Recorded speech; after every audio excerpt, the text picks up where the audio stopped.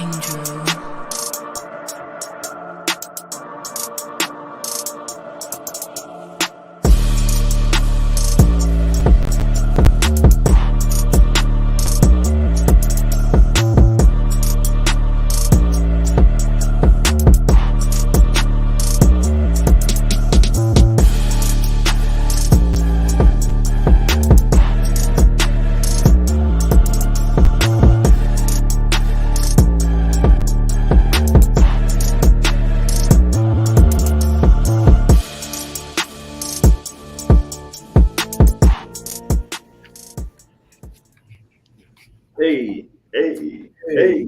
Hey. Well, we got to work on y'all smooth something, bro. Chat, get them right if you tapped in, bro. So hopefully, you know what I'm saying, when y'all choreograph these guys with some moves, man. You know what I'm saying? Little show, you got shoulders, bro. I'm trying to get y'all right, bro. So y'all already had the cookout. Y'all got to be at the cookout right, man. When the legislature come on, you got to be grooving. You got to be grooving. How do you know we can't do that, though? You just grooving. How about those are our signature moves when we come on this pod? How about that? You said what? How about those are the signature moves when we come on a pod? How about that? I plead the fifth. Why are you coming for our next? Naj? I'm trying to help you out. I'm lane gang, y'all salsa, bro. That's all. Oh, is it? Got some more lean with a rock with it. Some more shoulder lean. Don't start with you. It might be because Jerome wearing that Denver Nuggets jersey. That might be what it is. I might set them off. They give me superpowers, bro. I feel like coming from 0-2, just like I feel like a superhero, man. You did not sound like this about a week ago, like bro. An MVP right now. Lord, boy, ready to hang up the jersey, boy. Literally, was like, dang, need this until August. Right, we finna get swept. Swept. I don't even talk about. Gotta start keeping receipts with you, bro. Man, I don't know what you're talking about. So y'all gonna win, bro. Y'all gonna win in 6 or 7. I'll give him 7. Anthony Edwards looked like he was on a mission after that. He looked at Murray. He was like, "All right, you got this one. All right, you got this one." He looked like, yeah. He put up what 42 on us. Yeah. In the losing effort. Ooh, Carl got to get his stuff together, bro. Yeah. I mean, the whole team do, bro. But and I let me put that in. Let's get into it first and foremost, because let's do that, because this is gonna be my first and foremost.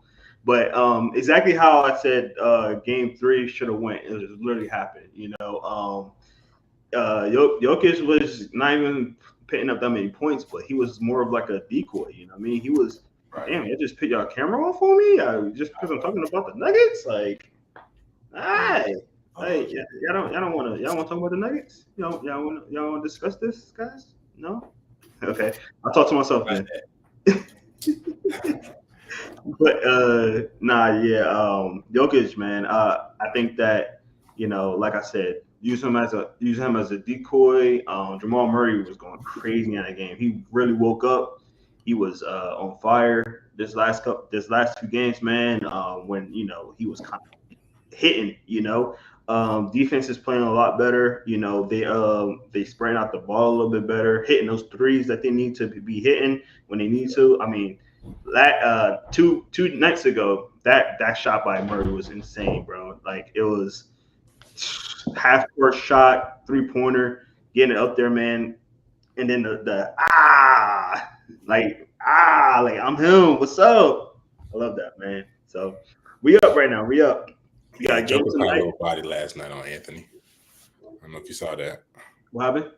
Joker dunked on Anthony last night. Kind of slight body. That ain't crazy. Yeah. That's not impressive. Yeah, it wasn't impressive, but nonetheless, you know what I'm saying? People going to bring that up. And it's 6'5". It's not impressive. It's just stop. No. He's not athletic, though. It don't matter.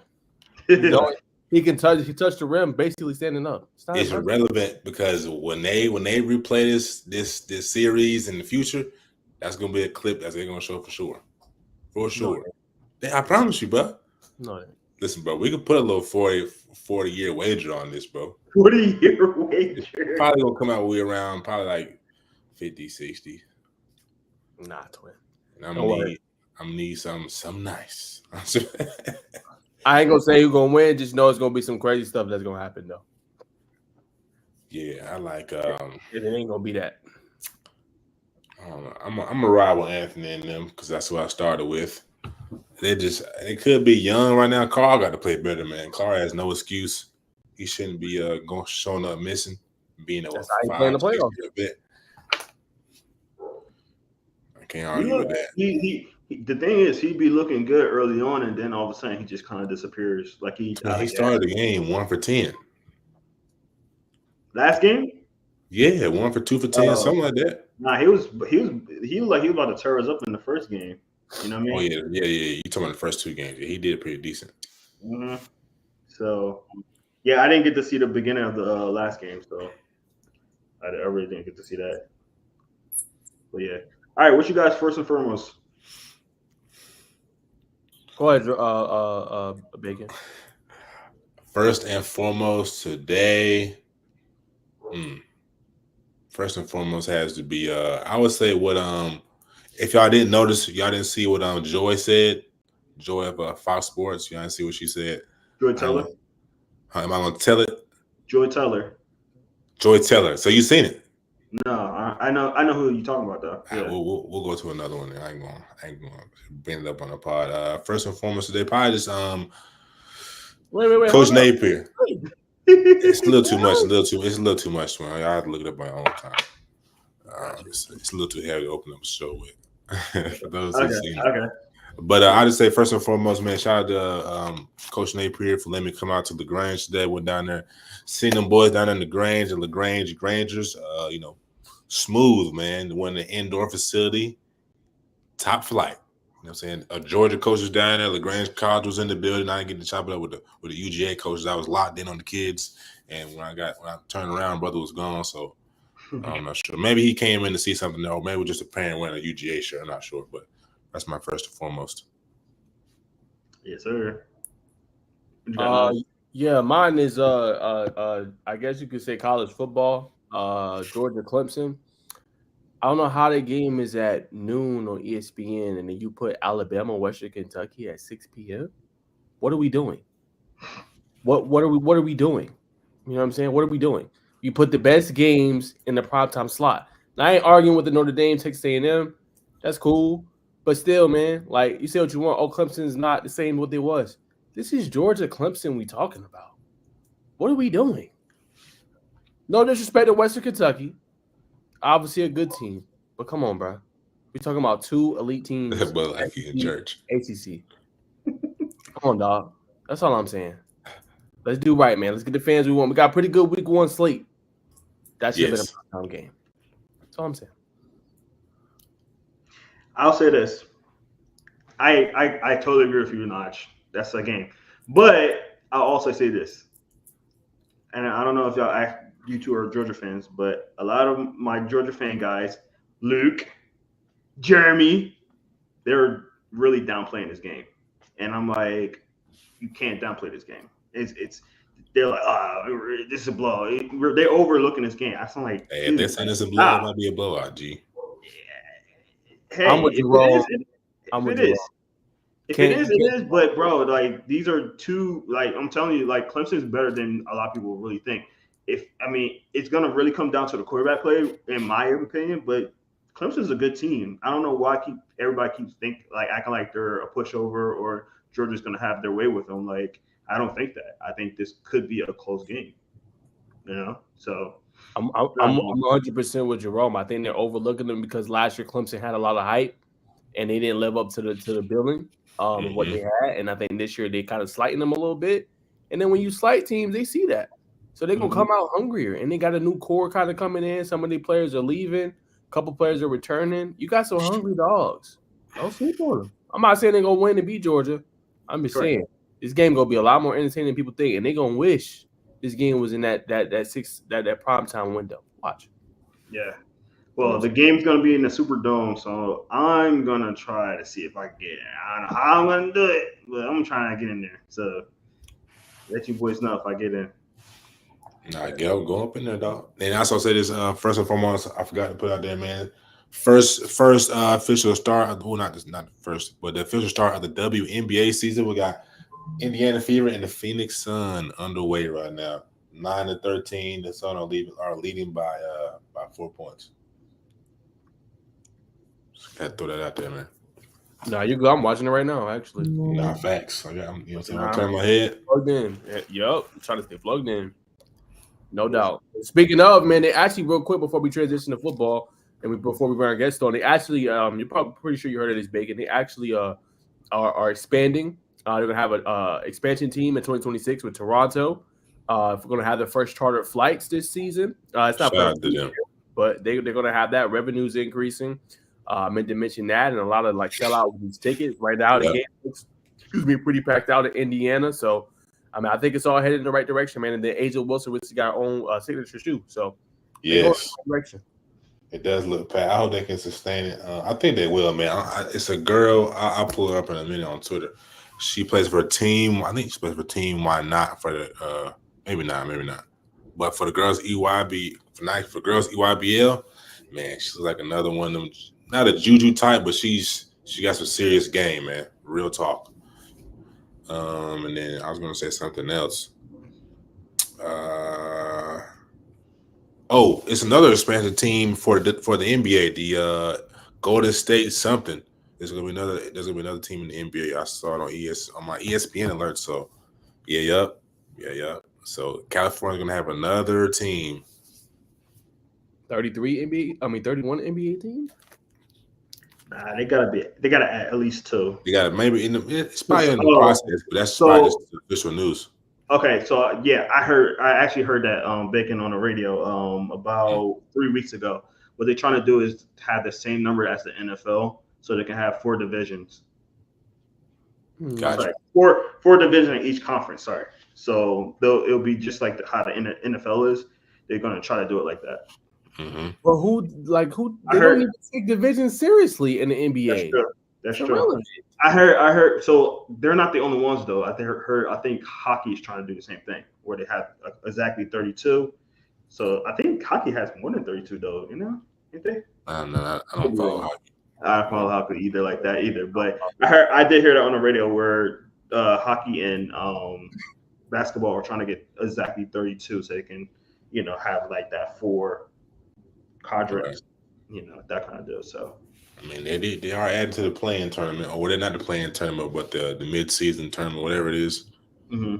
So, yeah, no doubt. Well, I hear what you're saying, Naj. Like they really don't take it serious now. So you don't, and then they're gonna find out. You know what I'm saying? Mm-hmm. And obviously, we'll leave it there, man. But we didn't really do the intro, but I just want to say appreciate everybody tuning in, man. Make sure you guys like, comment, subscribe. Our boy Jerome down below is at 10K followers, man. Y'all make sure y'all tap into all of his plugs, man. Do you want to officially announce the announcement here, man? While you here, we're gonna do it. We're gonna do it next week. Mainly because I just want to get all the aesthetics right before we do. Okay.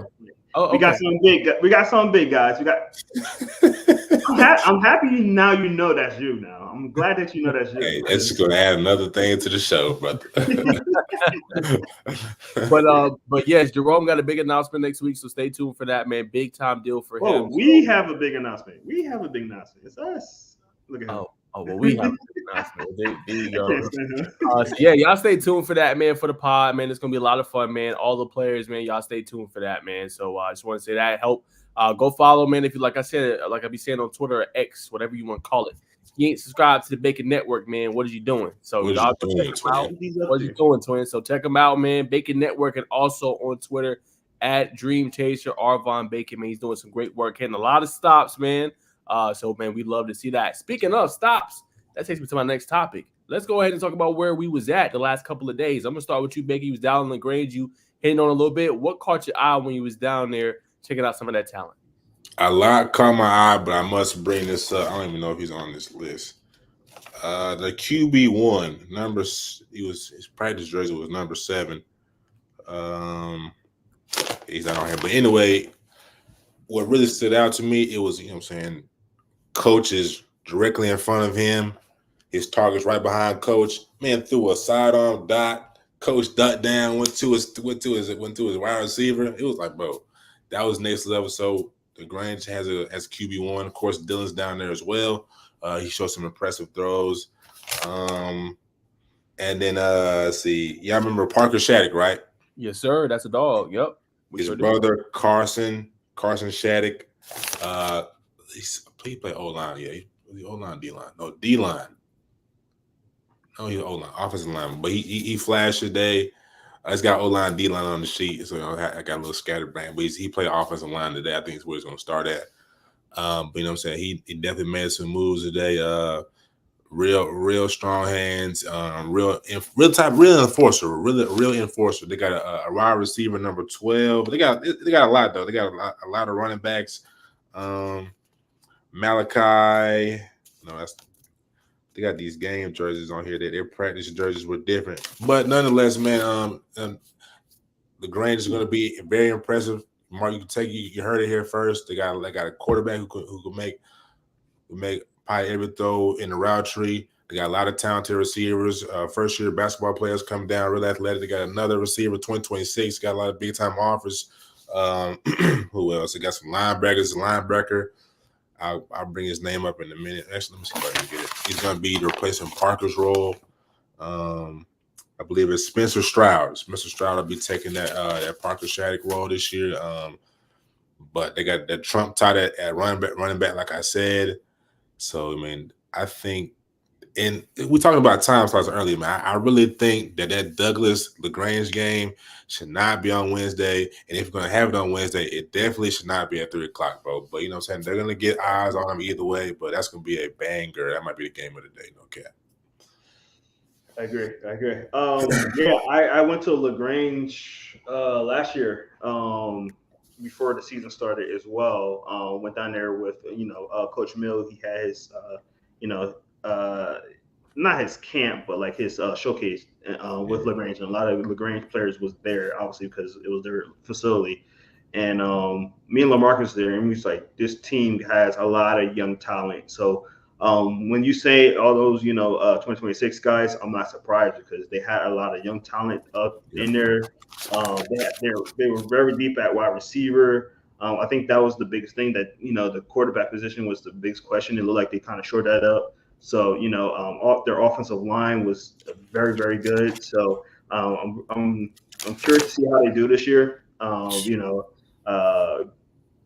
don't know the defense as well, but I think they had like 2 losses last year, if I'm not mistaken, maybe 3. So they had a pretty decent record last year. Two. Yeah. So they it's just really for them to build on that and keep going. They got a really good coach down there, Coach Napier, obviously Billy Napier's brother, who just followed Naj actually recently. I had to plug it in. I had to put it in. Billy Napier just followed Naj on X. So yeah, big time. But really good coaches. The facility is beautiful. I see their indoor facility as well. So I wish it wasn't so far away from me, but man, I would love to definitely go to a game or 2. For sure. They're gonna play Sandy Creek at Sandy Creek, August the 30th. I'm definitely gonna hit that. And then if you ain't got nothing going on, probably around November, when they play Troop, that's definitely gonna be a banger. You know what I'm saying? It's always a movie. It's always gonna be packed. It's like a homecoming for the fans. So I doubt y'all to be there because y'all live so far away, but good old Bacon might be down there at in Troop County. Yes, sir. How far is LaGrange from you, man? LaGrange is like 40 minutes. I live from work, so it's probably like maybe like 30 for me. Okay. I leave from home. That's not bad. You gonna say something, Naj? No, I was just gonna say that's why I need to be tapped into to the Bacon Network, man. He's all over in your town. And the crazy part is, if y'all didn't know, actually, I'll be trying to tell Bacon to get outside of his area because I think he can have a bigger wingspan. But he always says, this is to tell y'all, not too much we talk about off air, but just to let y'all know that y'all tuned in. He likes the area kids of where he's at, man. So if you out and you in Northgate, if you near Carrollton, if you near, I don't know if you're close to Douglas. Are you close to Douglas? Yes, not too about 45, 50. Douglas County, if you near Noonan, any of those schools, Sandy Creek, man, y'all tap into the Bacon Network, man. He'd love to get y'all boys exposure. I'll be trying to get them out of Creekside and Langston Hughes, man. I'll be trying to get them on this side over here. Grayson, Milton. You know what I'm saying? I'm like, I'll go, but it's just like, right, like but he they likes got the coverage out there, but like down here, you know what I'm saying? The coverage, they don't got it like that, bro. Like they, you know what I'm saying? You pop out with a can, they're like, oh. I don't disagree. That's why I don't like to hit Buford. No disrespect to them. I think they're a great program organization, but I don't like because I know they're gonna get it. I feel like sometimes though, like you're probably right though. Like obviously, I don't know what he got going on. I'm gonna keep rolling. But I know like obviously Grayson gets it, obviously like Milton gets it, but you know, man, it's not wrong with getting good with those type of programs, especially like I said, I feel like sometimes Creekside and Langston Hughes don't always get it. Like they have to be really exceptional or great to get it. Yeah. So that's why I like tapping into those type of programs. Jonesboro, some other ones, Lovejoy. I like hitting them programs too. Yeah. 100%. Nah, for sure. That was a compliment. Appreciate it. For Buckle Bunny. We appreciate all the love. I don't know who that is, bro. All right. Well, so we'll keep it rolling, fellas. Let's go ahead and talk about the big news. Obviously, Thomas Blackshear of Calvary Day. We're not gonna talk about our visit, or not gonna talk about our visit. Don't matter. Oh, go ahead, Jerome. Go ahead. I mean, I thought we were just gonna go because we talked about his visit, and I thought we were gonna go on our visit, and then. I was gonna revisit it. I was gonna talk. Okay. Go ahead. You on the floor. You on a lot of business going on. You're on the roll. But yeah, I just want to talk real quick about what's your thoughts on Thomas Blackshear before we talk about me and Jerome's visit. Yeah, big. I'll wait for big, big time get, man. I like Thomas. I think we had him on our honorable mention, if I'm not mistaken. Good player. I think he's he could do a lot of good stuff at that big body guy can also can do a lot of good stuff on the line. So and that's what Georgia likes. Georgia likes to beef up their offensive defensive line. So I think that's a good get. Megan? Yes, sir. I'm trying to pull up his stats, but hold on. Yeah, man. I see, brother. 6'1", 197. You could have asked me, bro. I told you. Yeah. So hook us up with his stats, man. What did he do last year at Calvary Day? So if y'all didn't know, man, he was formerly of Benedictine, right? He played with Luke Coleman-Hawk, who's now at Florida State. He had 661 yards, I think, nearly 10 plus, close to 10 plus touchdowns. Along with him, won a state title in 2022. Transferred to Calvary Day last year, had 27 catches, 551 yards, and 5 tutties. This past season with Jake Merklinger, who is now at Tennessee. So obviously, man, I think he reminds you of a resemblance a little bit of a George Pickens. He's 6'1", 197. As Bacon was just talking about, physical, very good after the catch, good strong hands, can catch contested balls. And I think, obviously Georgia has not had that type of prototype of a 6'4", 6'3", 6'5" type receiver since kind of AJ Green. They've been going with kind of some of the smaller guys. So I think he fits, the system very, very well. I think he's going to be a dynamic threat for them. Reminds you a little bit of, kind of an A.D. Mitchell, as I said, George Pickens, real big, athletic kind of guys, can do, a bunch of different things well, multifaceted, versatile. So he adds a bunch of different things, man. And the first time he had this type of receiver in a little minute. Yeah, I want to apologize. I was thinking about the wrong player, so I was thinking about that offensive line. But we're good. I'm back on track. But he's 6'1". He's not like no big monster. Like Calvin Ridley was 6'1". He's not like a head top receiver. No, he can be though. Okay, I mean he's got the think George Pickens, bro. 6'2", 6'3". Yeah, like George Pickens 6'2". Yeah, he about up there.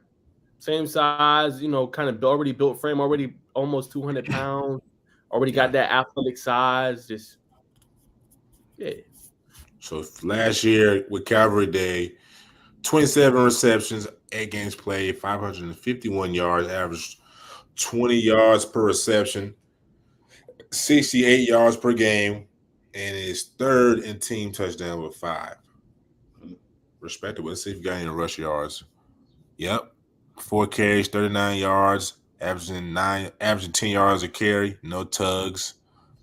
That's, you know what I'm saying, respectable. So obviously a dynamic athlete. I'm sure that he might have got some returns last year too. Maybe not. Don't see anything, but nonetheless, man, passed up on Auburn, Alabama, South Carolina, Boston College, Tennessee for good old UGA. Yeah, I mean Georgia. That's what Georgia's good. Georgia. That's My what bad. good Georgia's good at though. They're good at keeping their talent in state, man. They, obviously it's easy access for them to be able to, look at a lot of these players and things like that. Georgia's filled with a lot of talent. So if you're the number one team in the state, you better be keeping that talent in the state. So and Kirby Smart does a really good job with it. So. Most definitely, he definitely does a good job. How long do y'all think it'll last though? I mean, as long as Georgia's a top talent type of state, I think it could keep going, bro. It's just just all about keeping your guys in state. Keep the if Georgia does what they're supposed to do as far as keep winning, people are gonna want to keep going there, man. I mean, we just see Justice Terry's out in California, Isaiah Gibson's out in California, and Juju he doesn't look like he's gonna be a Bulldog. I mean, they're gonna keep, but that's cream of the crop right there in 2026, I feel 2025. I feel you, and not everybody's gonna be, trying to get to Georgia, and there's nothing wrong with that. You don't have to always have the number one people, and no offense to any of them, and I hope the best for all those top guys, but the top guys don't always be the top guys when it goes to college, So, it's all about, getting in there, coaching them up, getting them good, letting them progress, that kind of deal, and I know it's my team, but Michigan does a really good job at it. We don't really recruit high, but we always have some really good talent on the team, and Right. always competing. So I mean, yeah, but I like it. So man, y'all was at Grayson yesterday. You know what I'm saying? I seen Najee got the interview with Alex with Sanchez. So just kind of tell me about the interaction, bro. 'Cause I know I got that special reporter player bond. I was smooth. Jerome got an interview with him too. I hope you got that. Send it to your Dropbox, Jerome. I seen it. With your shaky cam, what you was nervous? Oh God, women. No shade, bro. No shade, bro. No shade. You be a little shaky, bro. I appreciate you, bro. I appreciate you. It's all love, though, bro. I'm sorry. I should be grateful, right? My bad. We are. You help me out. We are, bro. The jokes today, huh? But no, we rather tell you now than halfway down the season, bro. Very true. Very true. It's all love, though, bro. Believe me. But it's gonna come out one way or another, bro. It's all to the good. I figured that was coming. But go ahead, Jerome. You said I was speaking my piece. My bad. I'm about speaking my piece. So I got you. My bad. I was smooth, man. Got to catch up with him. It was just good to put a face, because maybe tell me about, obviously like his OVs, and he be telling me about, latest with his recruitment. School's recruiting him hard. So I appreciate him, his pops Fernando, who could be watching. Just them, obviously plugging me in and let me just be a part of the recruiting, man, because stuff like that helps you go to the next level. Some feel like, oh, well, he's not a highly recruited player, but he already has up to 10 offers. So I don't really worry about that. I love shedding light. If y'all don't notice, I think you and obviously Jerome and Bacon noticed, but I love giving highlight to players that don't always get it. I really love that, because then you find gems early, and then when them kids pop or them kids doing your thing, you just don't, like, for me, it's like, don't discriminate. You don't know what kid's going to pop. Even if a kid, as go back to your discussion, Jerome, you said like, oh yeah, it's a 5-star. That doesn't mean he's going to be the dude in college. That's a whole different ball game. You don't know who that next dude's going to be. So don't discriminate because the guy is not rated or nobody knows him. You discover him, and then boom. And you only need to hit on a couple of them guys. That's it. So, but I was cool, man. It's cool talking to him about his OVs, obviously stuff he got coming up, and a cool player, man. Yeah, definitely. Yeah, it was fun being at Grayson. A lot of players there. Got to see, Jalen Bell, who had on on the podcast. Cool dude. Always happy to see us when we do see him. The talent there is crazy. Like Sanchez, a guy that I like. I think Naj actually was the one that kind of put me on with him. I heard the name, but Naj was always the one like Sanchez kid, Sanchez kid, Sanchez kid. So really putting his name out there. Cool kid. Like I said. What I said to him, I was like, dude, did you get taller? He was like, yeah, I got a little taller. Like, he's 6'2" right now. I'm taller than me, unfortunately. Kid's growing too fast, but he's 6'2" now. I think he was like maybe 5'11" last time I seen him. So grew a couple of inches, looking bigger too. He talked about it. He was like, I got bigger because I like blocking. I want to start blocking more and keep blocking. I love blocking. So, he loved blocking. He told us like he loved going for the goal ball because he's fast, which he is, and he ended the practice with a long ball that Naj got the film on that. So it was fun practice to see. There was they had fun, but they were still all business. And I will say this, and I said this last year, and I'm gonna say it again. This is probably the fastest defense in Georgia. This defense is fast. They got linebackers at the wazoo that are all fast and athletic. They got really good corners. The defensive line is dominating their offensive line in practice all day. They couldn't barely run. The offense could barely run because there was that defensive line. The defensive line was in the backfield all the whole time. So really good defense. I think it's going to be a big, physical, fast defense. Teams going to have trouble with them that are not as physical. Teams are going to try to outspeed them, and they're not going to be able to because it's a fast defense. You had Tyler out there trying to go out a corner back at one point.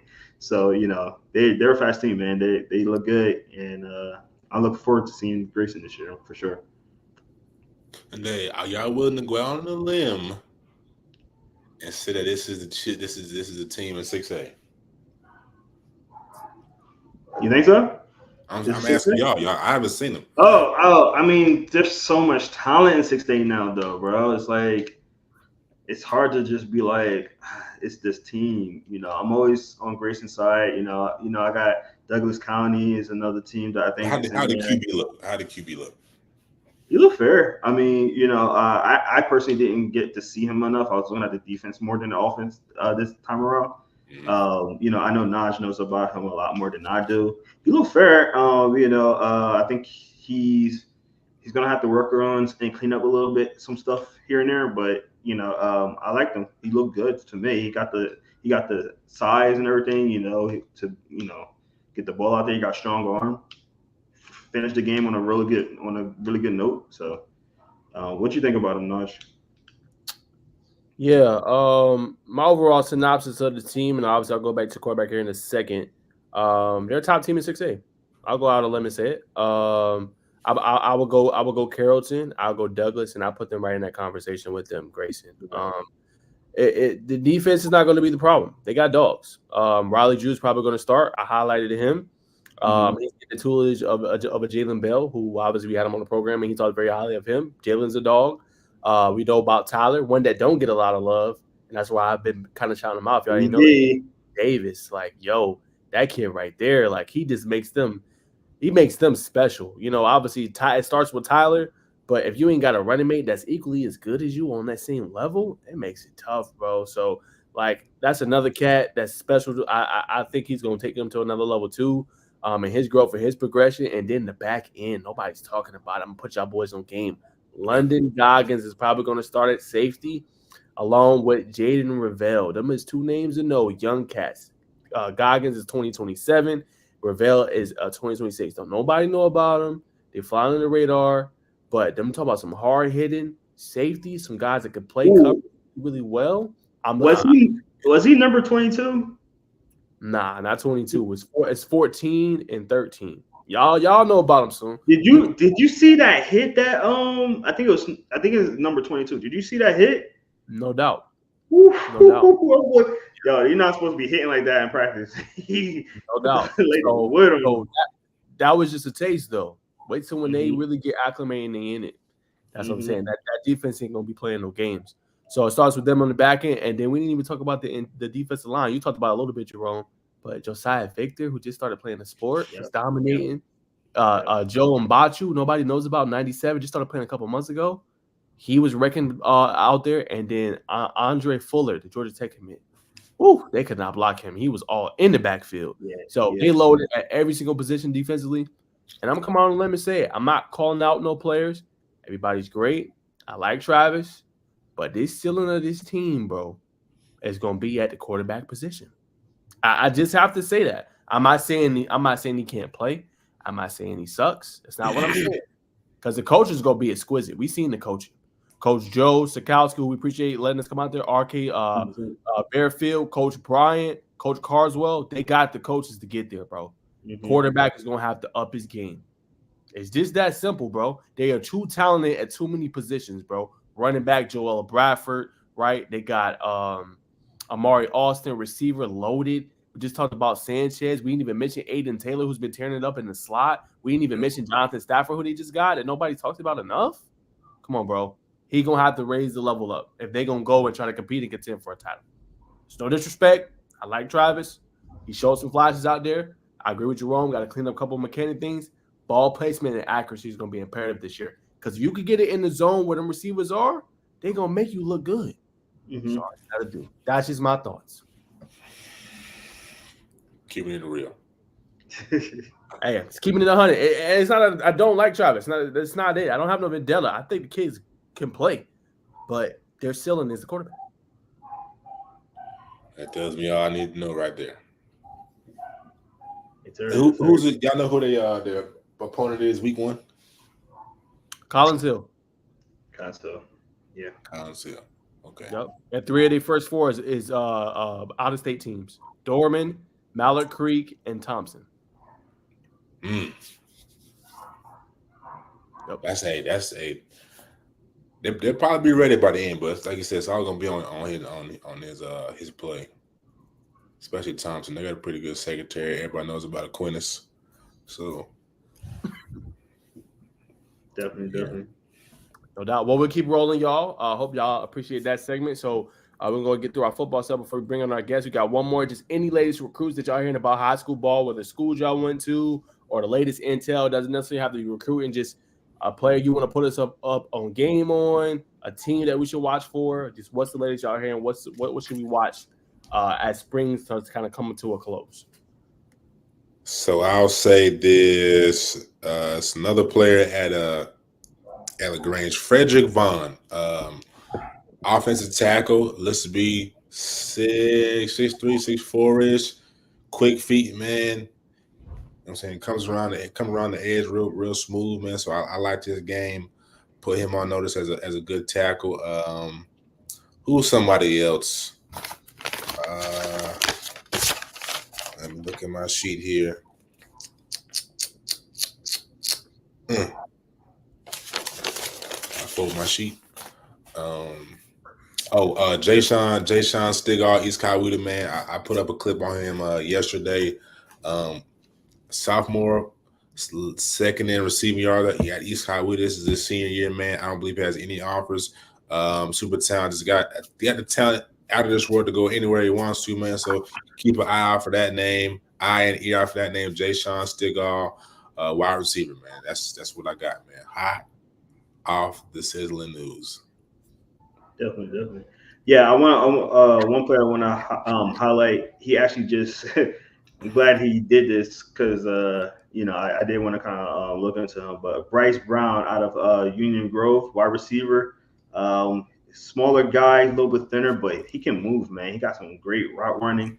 He just put a clip out just now to just tag inside the hashes on that, great route. So I want to shout him out, man. He's been tagging us in a couple of things. I want to let him know that I've been seeing it. Don't get me wrong. I've been seeing it, So he's looking good, man.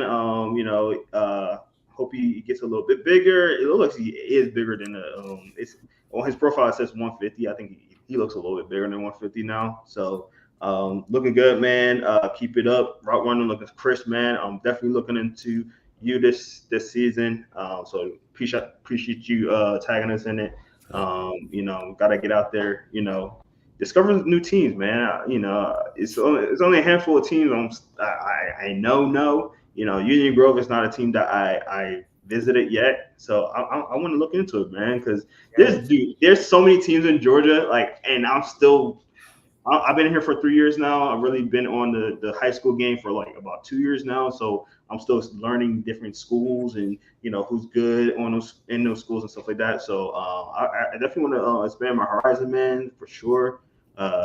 So definitely looking into certain schools like a Union Grove or some of the schools that Nigel is trying to put me on. So yes, I love to hear that, man. I be trying to tell my boys, man, like, yo, y'all come, because everybody tell me like, yo, Naj, like, yo, you everywhere. I just be trying to tell them like, look, bro, tap into the schools that's tapping in with you, man. A lot of schools want me to come out, so that's why I think it's going to really expand. Obviously, Inside the Hash is already getting big. Bacon Network's already getting big, but I think they can go to another level. And I hope y'all really take heed, man. Look, even if y'all got to rent a car for a weekend or for 2 days or for a day, go see the school, man. If you got time, man, make that sacrifice, bro. I'm not saying drive your vehicle and tear it down, but if you can, go see a school that, hey, man, we'd love to have you up, man. Go check them out. You never know who you can put on game with, and the next thing you know, oh, he's a 4-star. Oh, I already knew about him. I talked about him, let's go like that. You know what I'm saying? So make sure y'all do that, man. I hope y'all tap into more schools, man. Obviously, Jerome probably hitting that Carrollton area, maybe a little bit more, maybe hitting some Georgia, some Warner Robins, a little bit of a ride, but get you right. I've done Lee County. Actually, my second year when I was down here I was covering Lee County a lot. So Warren Robins, I have, I know about Warren Robins a little bit. So yeah, but I definitely want to get back down there a little bit, get back to those down south Georgia boys. It's been a minute, so I definitely want to visit them down there as well. No doubt about it. But I think that's going to conclude all of our football coverage. We got our guest here be on about another 10 minutes. So I'll throw it to you, Bacon. How you want to do the 3-man weave, though? Because obviously we want to get an adequate time to our 3-man weave in our basketball segment, but I know we're going to be segueing in Carter as well, but I want to give 3-man weave adequate time too. So, nah, for sure. I'll just show y'all this, the girl I was talking about earlier, who can play. Let me get my share screen right, man. Her name is Aaliyah Chavez.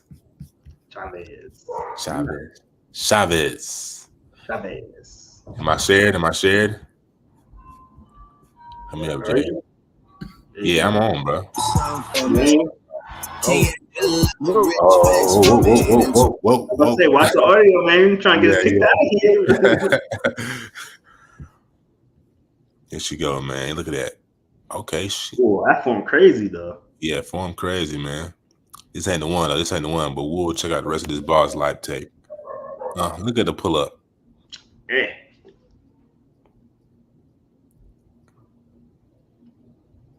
I like the slow-mo. Man, we ain't got time for his artsy stuff. We got to get to the game, bro.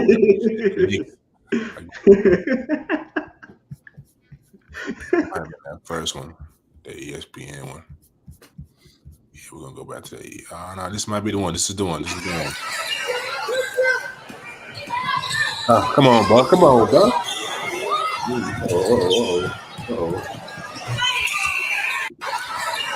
Did you see the size there, brother? Not different.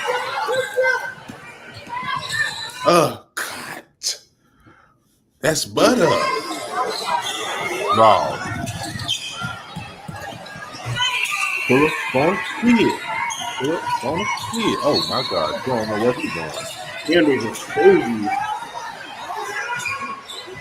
People need to hear my voice. Whiz. Them handles are crazy. Just so creative. Man, you see you need so quick, you didn't even see the in and out, man. Next clip, I believe. Look at her in and out. She looking the other way, man. She like, all right, help side coming. She don't know she blown past her. Step back. Good God Almighty. Whiz. So, man, as you can see, man, some serious game, man. I just think that, these kids are training more often. Let me see how tall she is. Here's a top 10. Texas Tech, South Carolina, could follow in the Juju footsteps. Arizona's Juju, is another Juju. I can't remember her last name, but Juju out there, Arizona. South Carolina, of course, who doesn't want to play for Coach Staley. Oklahoma, Ohio State, LSU, who doesn't want to play for dang it.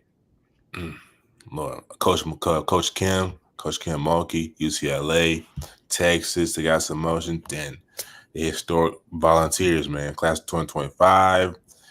Her high, she's number one, class 2025. So obviously she's 5'10", point guard.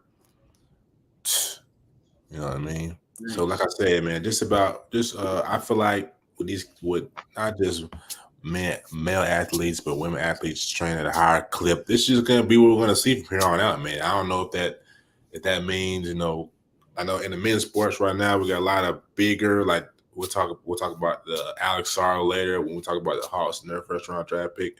In the men's game, we could see more bigger guards, and that could be the shift from the WNBA, because what's going on in the WNBA right now has happened before. Cheryl Swoops, Reggie's sister. I don't want to say it wrong. Cheryl. Shit, I said so. Cheryl, right? Cheryl Swoops, Sarah Miller. We've seen a bump in just, raw talent, not raw talent, but polished women playing in the WNBA. But it has died down, and I hope that the fact that we're seeing more skilled big men in the NBA, that people don't become infatuated, because as we can see, I feel like we're gonna keep seeing girls with more polished game. That's sidestep, all this superior game. I just hope that it keeps on that trajectory, man, because it's obviously when women they're getting their just due and men are getting their just due, I just feel like it makes the basketball game just that much better. You know what I'm saying? So that's my take on it. Obviously, Miss Aaliyah Chavez, keep an eye out for her. She has some serious game. Where will she go? I don't know, but we'll definitely keep you tuned in, ladies and gentlemen. So stay tapped in. I got any future topics? I can go find out some more game. Ain't no thing.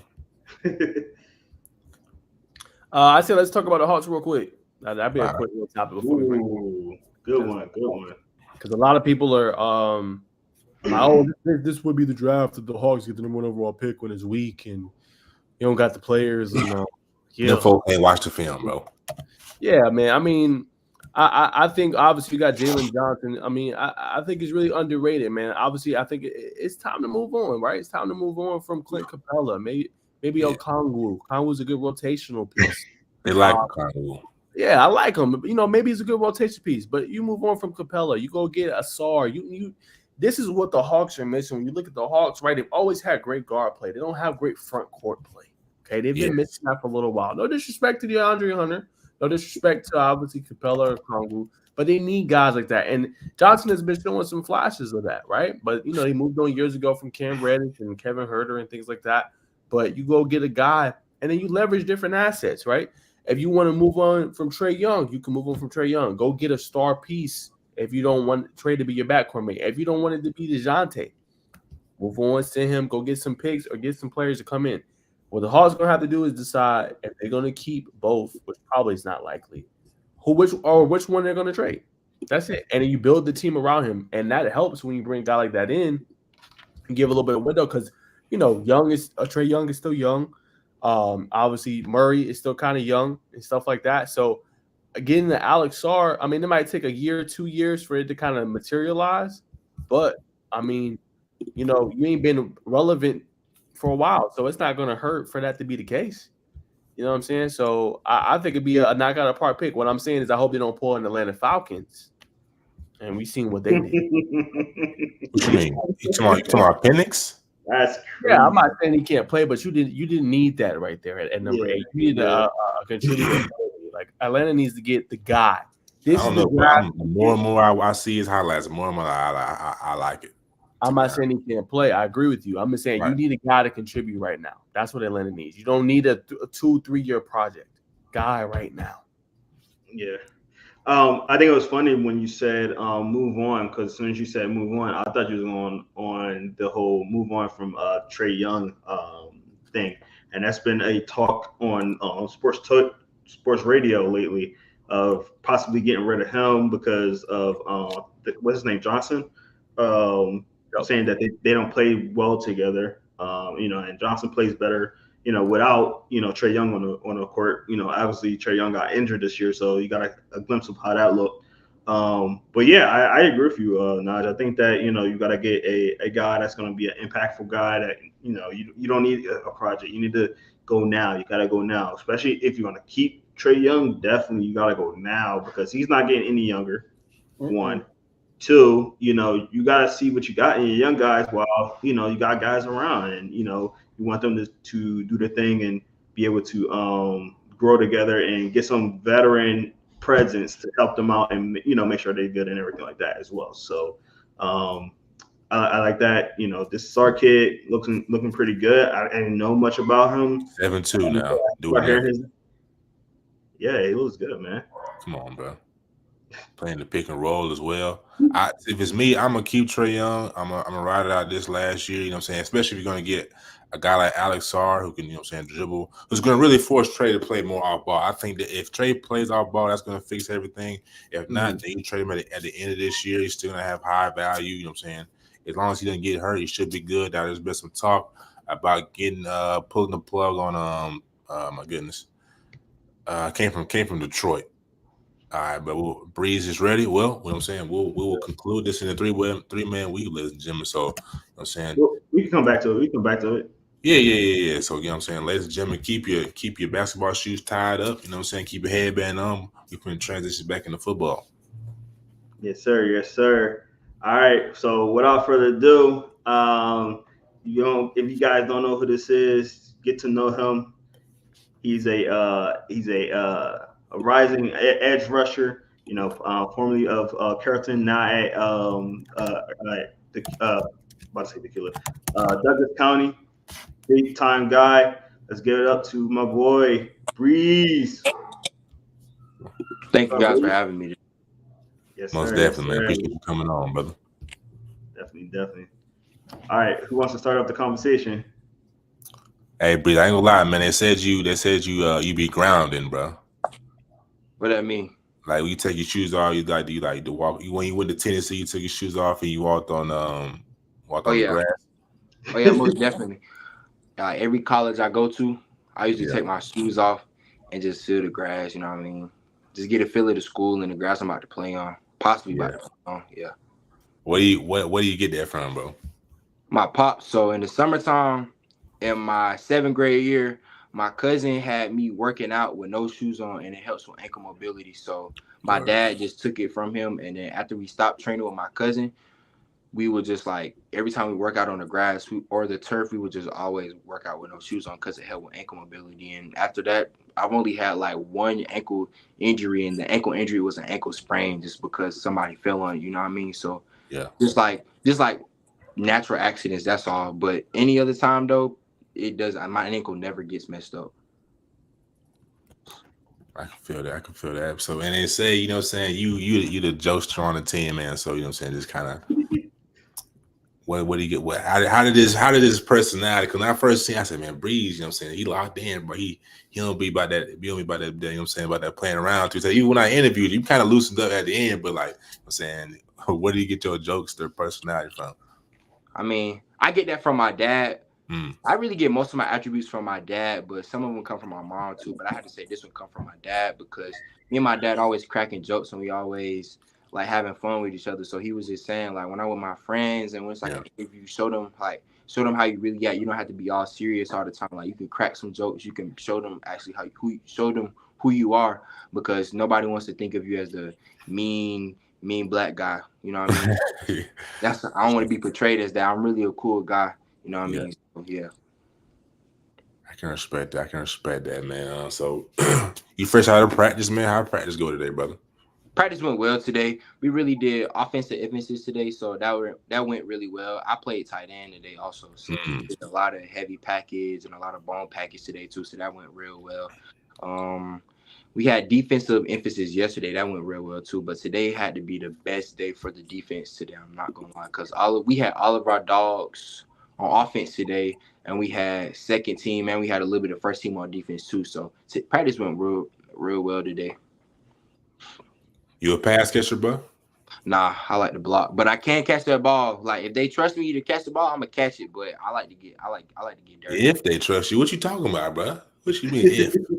Because sometimes in practice, like I've only dropped 3 passes ever in Douglas County High School tight end history. For me, okay, that's it, just for me. But any other time do I catch it and I take it to the house because it's always a deep ball or a short ball. Like it's mostly deep balls though.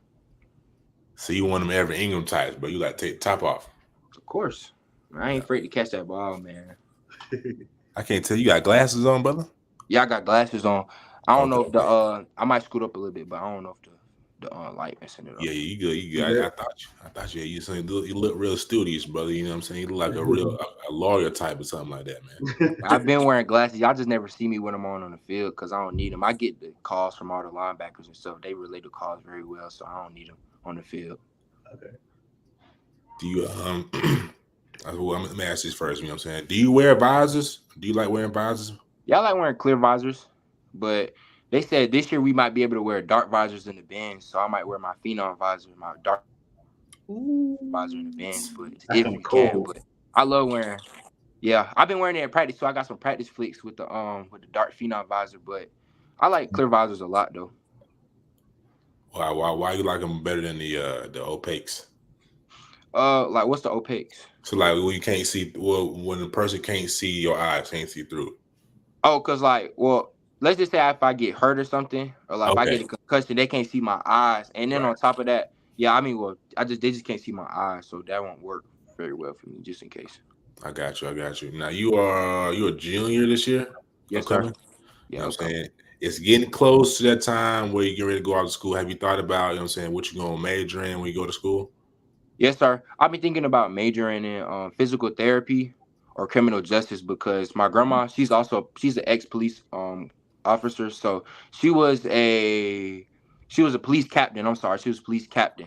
So she was like the best of the best in Fulton County. So she had me real into that before she retired. And then physical therapy, I just get my love for that because of football. Like, I just want to stay in the field with football. And I don't ever want to leave from it. But if I have to leave from it and go to something that I know that I would like, it'll just be criminal justice. Most definitely, man. I put it on ice, man. I slide it to Jerome, man. What you got for Big Breeze, man? Big Breeze, man. First, where did the nickname Breeze come from, man? Your name is Jordan Carter. Breeze is, I've always been just calling you Breeze because that's all I've been hearing. You put it all over your social media. Where did the nickname Breeze come from?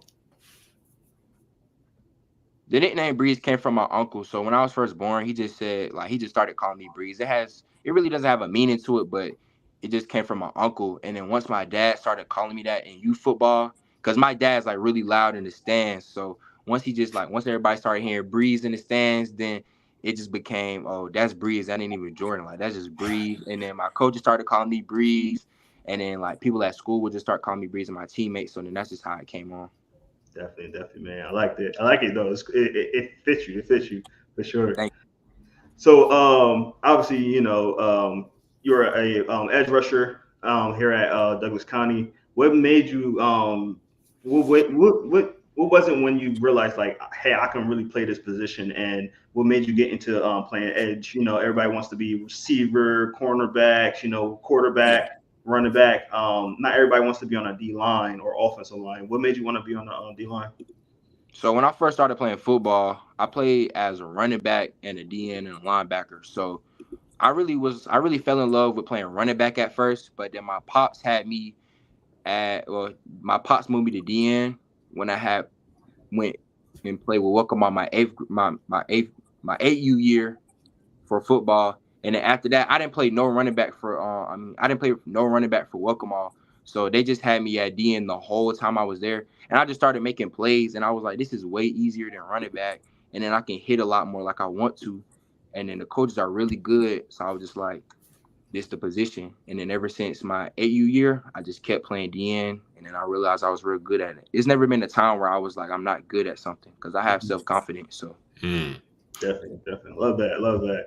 Well, I've been covering Douglas County for a while now, and I always see you on the field. And one thing I like about you is that you have a different, type of pass rush moves.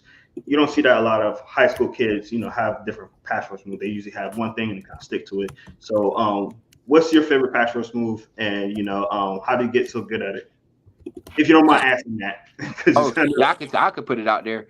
I had to say my favorite pass rush move is the cross chop. Mm-hmm. And the person who started me off with the cross chop was Marcus Howard, because I used to train with him. But then I went to my other trainer named Smooth, and then like Marcus Howard, he gave me the move, and he helped me out with it, but I just couldn't get it down. But Smooth, he just like I'm trying to figure out how I can word it. He spent more time with me on the move so I could perfect it and get it down pat, because that was one of the moves that helped me.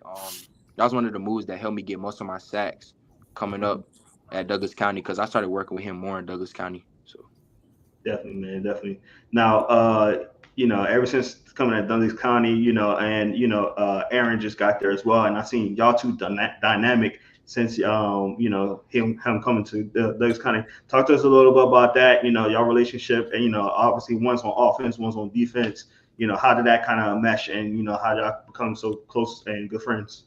Well, I've been knowing Aaron since my 8th grade year, so we've always been close, because our dads, they didn't really know too much about each other our 8th grade year. But when my pops had seen that AG was a baller, he sent his dad a message on Facebook, and he was like, "Yo, kid got game." And then after that, like, me and AG just started being more close, because we would hang around each other a lot more, and then we realized that we had a lot more in common than we thought.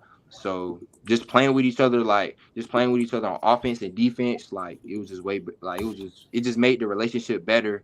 And then coming to Douglas County, him playing defense with me is just like really well, because him going on the safety blitz and I'm going inside and we both getting at the quarterback. It's just I don't know how to put it. Like, it's just bad for the other team, but it's real good for us. And then us on offense, me blocking for the quarterback so he can throw it to AG, just makes everything way better. So definitely. Now, I was about to ask that, because y'all both play both ways. Did that kind of help you guys, when y'all discussing things as well? Like, maybe you're on defense, you can kind of tell him something when he goes on offense, or vice versa? Yes, sir. So when he comes down, like, let's just say he comes down for a blitz, he's going to talk to me and let me know when he's going to go.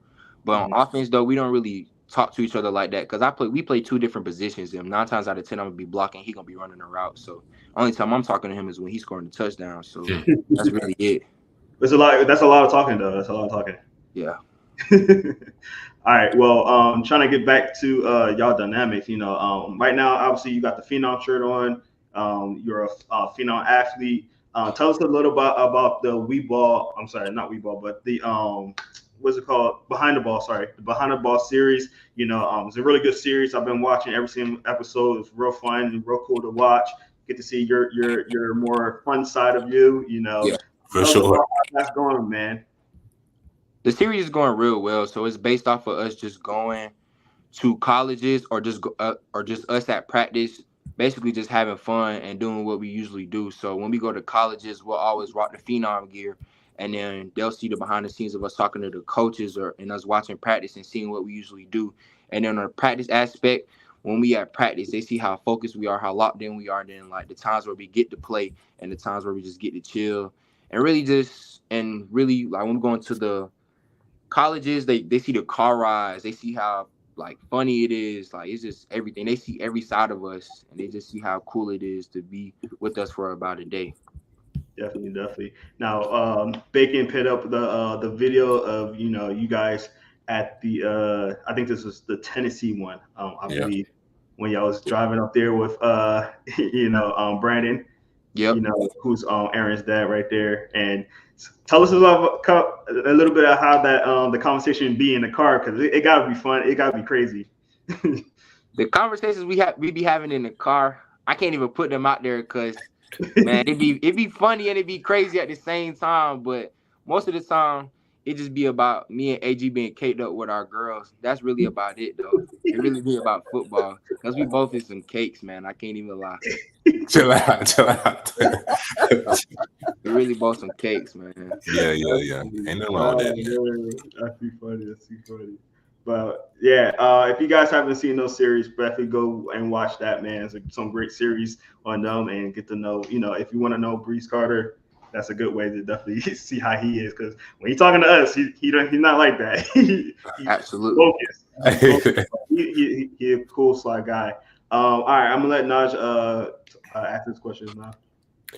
Yeah, man. So obviously, you talked about a relationship, obviously with Gregory, man. Obviously, y'all both got major offers, man. Are y'all trying to play together, man, on the next level? That's the goal, but I mean, that's really the goal, but I don't know if our coaches, like his coaches for his top schools, I don't know if they're gonna see eye to eye with my coaches at my top schools. So, I mean, I hope we can play together at the next level, but if we can't, I mean, it's all good because we brothers at the end of the day, and we can end it off in our high school career. So I'm not really tripping if we don't go to college together, but it would be good if we did, though. I got you. Now I remember it was a conversation you had. You may not remember, but it was back in February, right? You were talking to Jerome. I got to see a little bit of the tail end of it. And you just talking about this year, man, you want to just take the leadership kind of aspect a little bit more serious. You guys got real deep in the playoffs, lost obviously to Woodward Academy. Talk about how that's been, man, in the spring, that leadership quality and some guys you've been coaching up and mentor, maybe young guys or guys same age as you to kind of make sure y'all good and right to go. So in practice, we always put up 24-21 on the scoreboard because that's the score that we lost. We lost by 3 points. So, of course, they're going to always have it up at practice, and Coach Wright going to preach to us about it. But one thing he wanted me to do this year was lead because that's one thing I lacked last year, being a leader and speaking up. So this year, I always want to talk to the young guys. So when they get in there getting reps, when the first team not in there, I always coach them up, especially my position, because I feel like they're the future of our school. And when we gone, we're going to have to leave them with something so they can lead the next upcoming guys too. So I always want to lead when I'm not in or when they are in with me. And then when we all doing a drill together, let's say if we running together, I always push some boys to be in the front. If we lifting together, I always push some boys to go heavy with me. I always even if you can't do it, I'll spot you just so you can get a feel of how it is. You know what I mean? So I always want them young guys to get their reps and get their reps, whether it's football practice, weightlifting, or running. You know what I mean? So I always want them to be good for the next man up. I like that, man. That's impressive. I mean, you're still technically an underclassman. You won't be an upperclassman until next year, man. So hearing you taking that on the chin, man, definitely says a lot about not just, who you are as a player, but just your character, who you are as a person, man. So that's dope, man. I know college got to love to hear that. I appreciate it. Yes, sir. And then for you, man, so if someone was to ask Jordan or Brees, I should say, what's the best part of your game that makes you stand out from the rest, what would your response be? Me personally, what makes me stand out is I always put my hairs on fire. Not a lot of guys going to play like that. You go on film, you watch a full game, they ain't giving they all. But me personally, every play I go out there, I play like my hair is on fire. And that's what my dad taught me to do.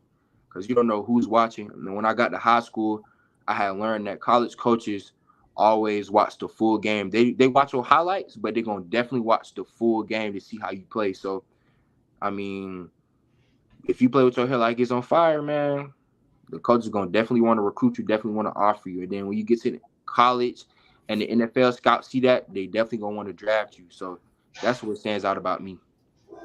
Got you. Now, let me ask you this, Jordan.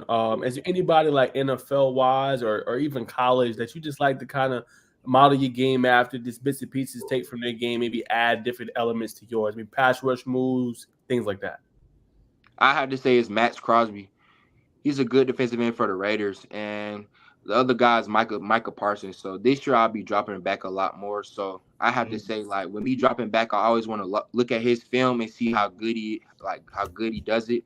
But with Maxx Crosby, every time he comes off the line, he comes out he comes out super fast and always has a move in his head that he already knows he's about to do. So really, every time a team plays the Raiders, he always put fear in the quarterback. So this year, that's one of last year I put fear in a bunch of quarterbacks, but this year I get a chance to put fear in new quarterbacks. So that's what I'm trying to do this year.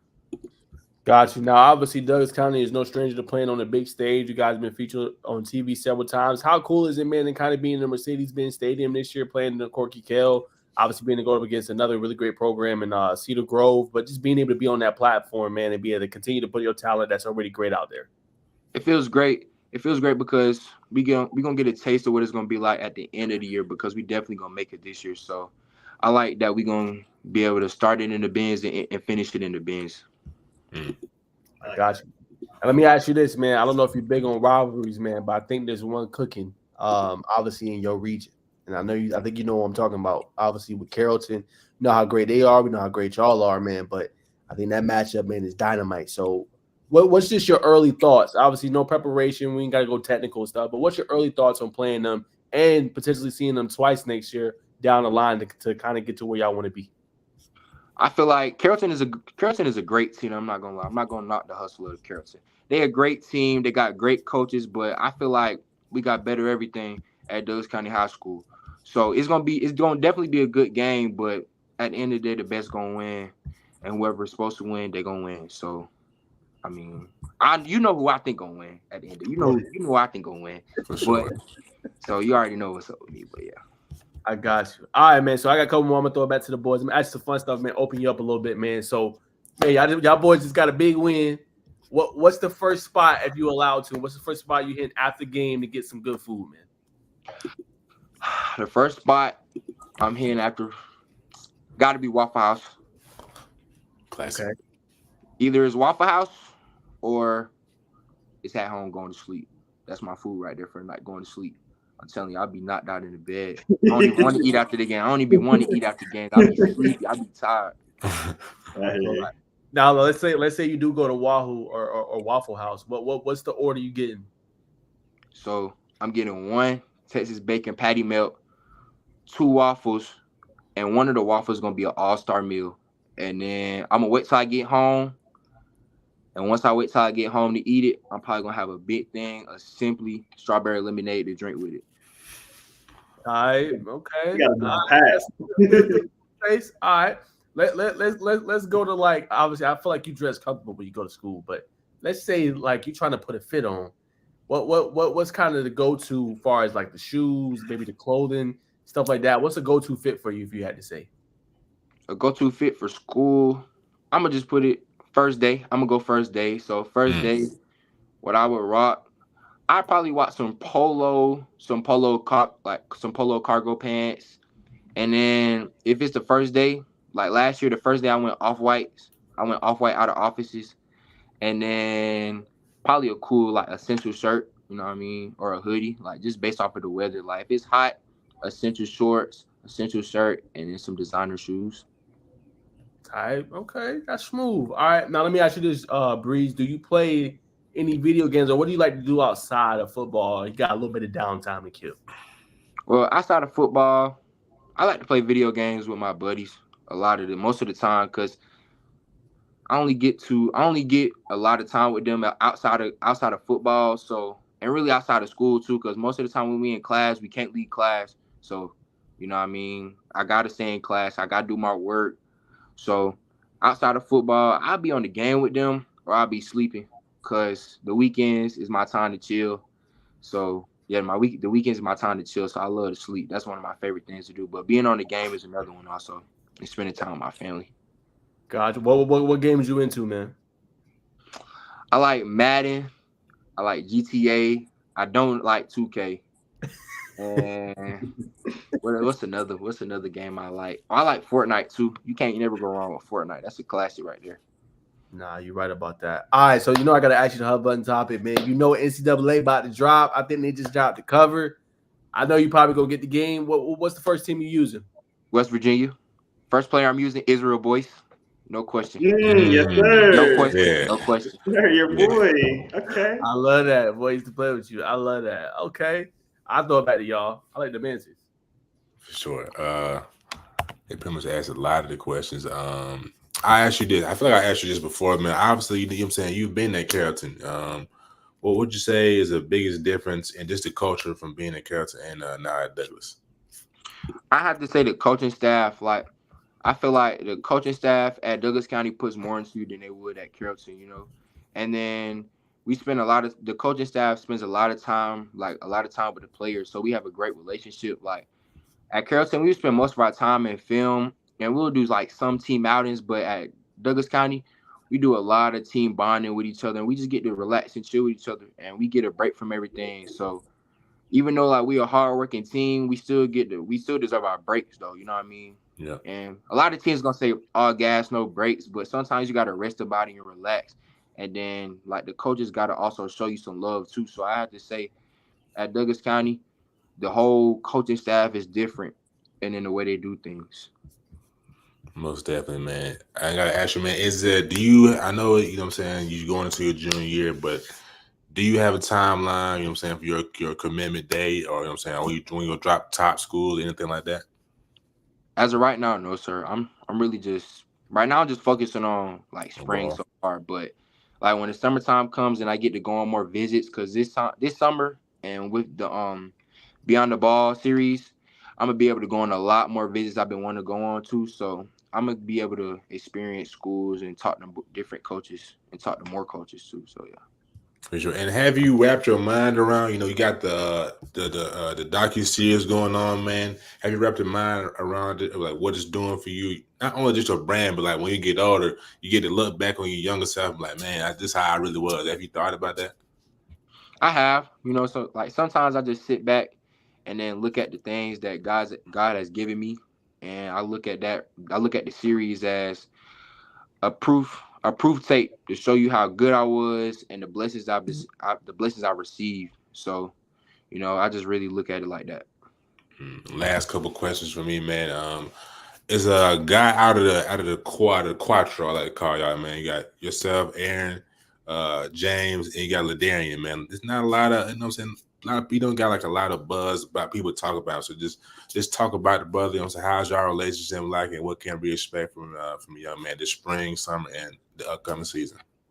Well, I'm gonna just put it to you like this: all four of us are some dogs. Yep. So this spring, you gonna get everything we got. Even though even though me and LD can't touch the quarterback, we still gonna hold him up in the air and show him that we sacked him. You know what I mean? But AJ and Aaron, it ain't really too much we can say about them. Because they're going to score touchdowns. They're going to get them yards at the end of the day. And they great players, and they got great personalities. Me and LD both also. So it's not really too much we can say because the media knows, the public knows, the coaches knows. You know what I mean? Right, so right. Word. I can respect that. And then last thing for me, man, just obviously, you were taking care of, brother. You got the glasses on, man. Your room laid out. You got the jerseys up and everything. But, a lot of people, they put a lot of focus on people who come from the trench, like those are the dogs, man. They got to work, they got to push past different roadblocks. You live in the comfort, man. Just what's your why? Why do you go so hard? Why do you want to pursue the dream to eventually go to the NFL? Well, one of my reasons, I got a bunch of reasons. I got a bunch of whys. Like I got a big family, and I got a great God also. But really, one of my biggest whys is for just for my family on my dad's side. Like, I have to say my grandmother, she works really hard for me, and she has done a lot for me that a lot of people won't do. So I have to say she's one of my biggest whys because she does a lot for me. So seeing that, I want to take it in consideration to like every day just go hard for her, do something good for her. Like if it's somebody homeless on the street, give them $20 because my grandma would, you know what I mean? Just think about my grandma. What would my grandma do? Because she's a very good person. And she's always helped the need out. Like she's always helped other people out and has always helped me out too. So she's one of my biggest whys. Awesome, man. So Breeze, man, obviously the Behind the Ball series is a big series, and like I said, I've been watching it. I also seen you and Aaron's, offer has been going crazy lately. And I noticed both y'all got one school, Michigan. So do you have any plans to go, take an official visit to Michigan, man? I mean, right now we haven't we haven't really discussed nothing about going to Michigan because that's like real far. That's real far. I'm not gonna lie, but that's one of my like schools I want to go to though because I heard the facility real nice and it's real cold down there. I love the cold. So I was about to say, make sure you go now while it's still warm. Oh yeah. Before it gets too cold. But yeah, man, that's awesome. So, like I said, I love what you guys are doing, you and Aaron. What is, I seen the behind the ball thing, and I seen y'all playing ping pong, and my man, you was hitting that thing like I'm a little too strong for ping pong. Hard. Yeah, I'm a little too strong for ping pong, man. Yeah, I'm way too strong for ping pong. I'm not really. Yeah. So, is there any other sports or anything like that you play, and or something that you're better at than Aaron? Well, I'm way better than him at hooping. Okay. So I can't shoot. I'm not gonna lie. I cannot shoot for nothing. I can't shoot for nothing, but I can dunk. I can get rebounds, and I can lay the ball up, and I can hit mid-range shots. Like if it's 3-pointer, that's way out of my range. Like if you want to do a 3-point contest, you automatically gonna beat me because I'm probably gonna make 1 out of the 30 shots. Man. Got a little Julius Randle game. That's like I can really dunk. Like I be in first period. Like when we don't have a first period class, I go to the gym. I just go straight over there just to dunk on folks and just play basketball. Hey, definitely. Now, I'm glad that you said that because, and I was going to ask these boys before you got on, but we can talk about it now. Lately, there's been this NBA going to the NFL, NFL going to the NBA. I want to know what your thoughts on that. Like, do you agree with either side? You think both can do what? What's your thoughts on it, man? I feel like a lot of NBA players can play in the NFL, but a lot of the NFL players cannot play in the NBA because, for one, NFL players, we way too strong. Every time we shoot the ball, it's gonna go in the stands, man. Like if you play basketball in high school and a little bit in college, then you can definitely play in the NBA. Like if you did that crossover, you can definitely play in the NBA. But NFL, you just straight football player, you definitely can. I don't believe I can. But a lot of NBA players, they can definitely come to the NFL. Like Bronny, he's got a really good wingspan, and he could be a safety. Like he's 6'6'1". He could definitely be a safety if he's not scared to hit, not scared to go up for the ball. But like a lot of NBA players can definitely come to the NBA. They got the size and the heart too, but not the skinny centers. Like Wembanyama, he can't play nothing. First hit, he out of there. Done on the stretcher. Literally. Well, that was the argument that and the NFL players were saying because with football you gotta understand how to hit, not only just hit but take hits as well. So right, that was the big thing on that. But yeah, I agree with you. I think you go both ways. It just depends on who. Honestly, I feel like Draymond should have played in the NFL, but he shouldn't have played tight end. He should have played tackle. Like you see, if you look at his film, he cannot catch. LeBron should have played that. Yeah, LeBron should have played tight end. Like LeBron could have played tight end. He definitely could have played tight end. But Draymond Green, on the other hand, can't play offense. Definitely a defensive guy. Cannot catch, but he look like he ain't afraid to hit because he love to fight on the court. So he probably be real good on defense. Yeah. How long do you think it takes for the body? Like if you play basketball primarily, so you're not taking the licks. How long do you think it'll take for a body to kind of adjust to a football practice, let alone a game? Honestly, I feel like basketball guys are way more conditioned than football guys because you're running at a constant pace all the time, and you don't get to stop when you're playing basketball. You know what I mean? Unless it's a timeout or it's a foul. So they'll definitely adjust very well to the conditioning aspect, but to the hitting aspect, they definitely gonna have to warm up to that because football, you get hit a lot. Like you get hit a lot. So that's really the only thing they have to warm up to. Like the technique and the hitting is the only thing they have to warm up to. But the conditioning, they'll be really good at that. So you said like maybe like a spring, like a spring, summer, they should be ready. Yeah, like take a beating. Really the spring, because you hit a lot during the spring, so that should really just get you ready for summertime. Because summertime, we do padded camps and we hit just a little bit in the summertime. And the summertime you condition. So in the summertime you condition, you lift, and then you go to padded camp. So that's really about it. But I feel like spring they'll be the best version of themselves because they'll get the hitting, and then that's really about it. Like they'll just get the hitting and condition a little bit, but they'll be good by the summertime, of course. Definitely keep this update on the paddock camps, but we're trying to come out and hit the paddock camps too this year. I got you. I think this year, I don't know if we're going to any this year, but because today we just had a meeting about it, and I don't think we're going to any camps as a school as of right now, like any Mercer camps or Kennesaw camps. But paddock camps, I really don't know about right now. So I got you. Appreciate you, G. Yeah. By the way, we'll be out there on Thursday. So okay, I got you. But all right, last little couple of questions I like to ask this to everybody that gets on. I want to talk about your teammates, your coaches. You know how the dynamic is in there. So let's do the coaches first. So out of all your coaches, who's the one that is more team friendly? You know, always joking around with the players and things like that. Who's that guy? Coach Soley, right off the rip, Coach Soley. Okay. That's the D-line coach. Give us an example of how he is to you guys. So when we in the drills, and let's just say somebody mess up, like he gonna make a joke out of it, but then we gonna get back locked in though, and then he gonna help him out. But really, he's just like a real big jokester on the team. Mm-hmm. So he the person that helped me warm up the most too. Like when I first came to Douglas County, I was real quiet and real set forward on what I wanted to do. So I was like, I want to start right off the bat. I was like, I want to start. I want to be the best DN to ever come out of Douglas County. But then Coach Sully was just like, you got to chill out. You're going to get all of this, but you got to chill out and just be patient because all of it's going to come. And then he was just like, just being around him, you get to crack jokes and everything. And then you be locked in, but you can crack jokes and relax and chill for a little while.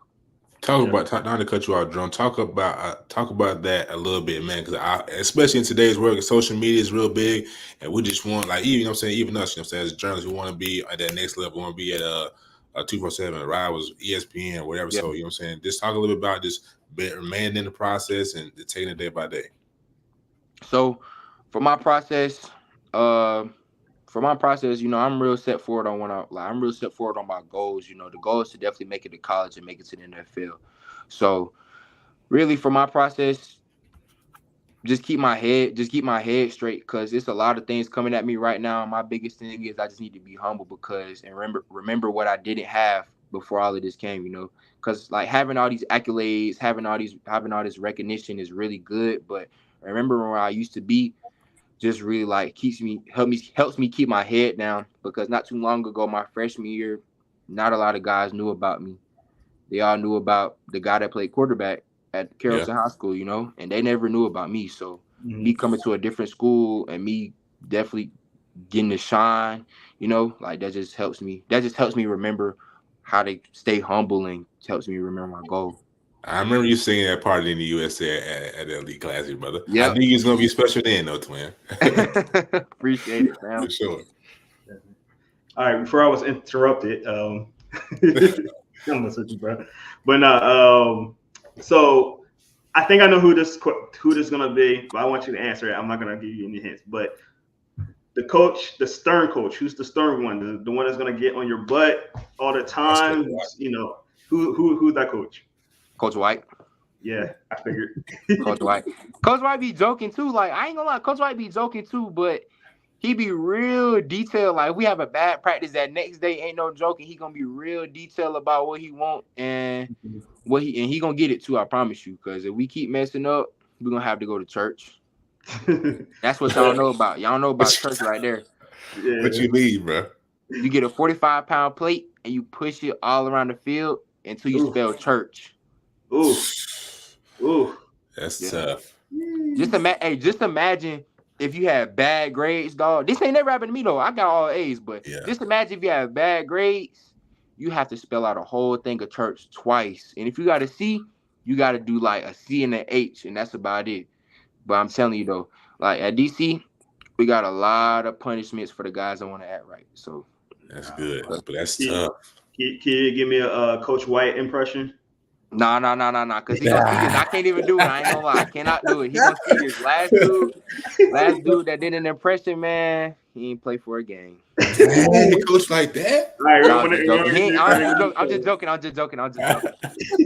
But nah, man. Coach White don't like people doing impressions on him. At least not in the public. Like in private, it'd be funny. because we all be doing it in private, but in public, I'm telling you, that jump, he gonna get you. Got you. All right, so I'm gonna ask a couple more questions about your teammates. Who's the goofiest on the team? Who's the one that's always not serious, being goofy on the field or off the field? Who's that guy? LD. LD? Yeah. This the only dude I know that be having water fights in school, man. It's LD and James. LD, James, and Brandon. All of them be having water fights in school. That's what make Douglas County different from Carrollton, too. You don't never get to have that type of fun in school. Like our administrators, they're really laid back.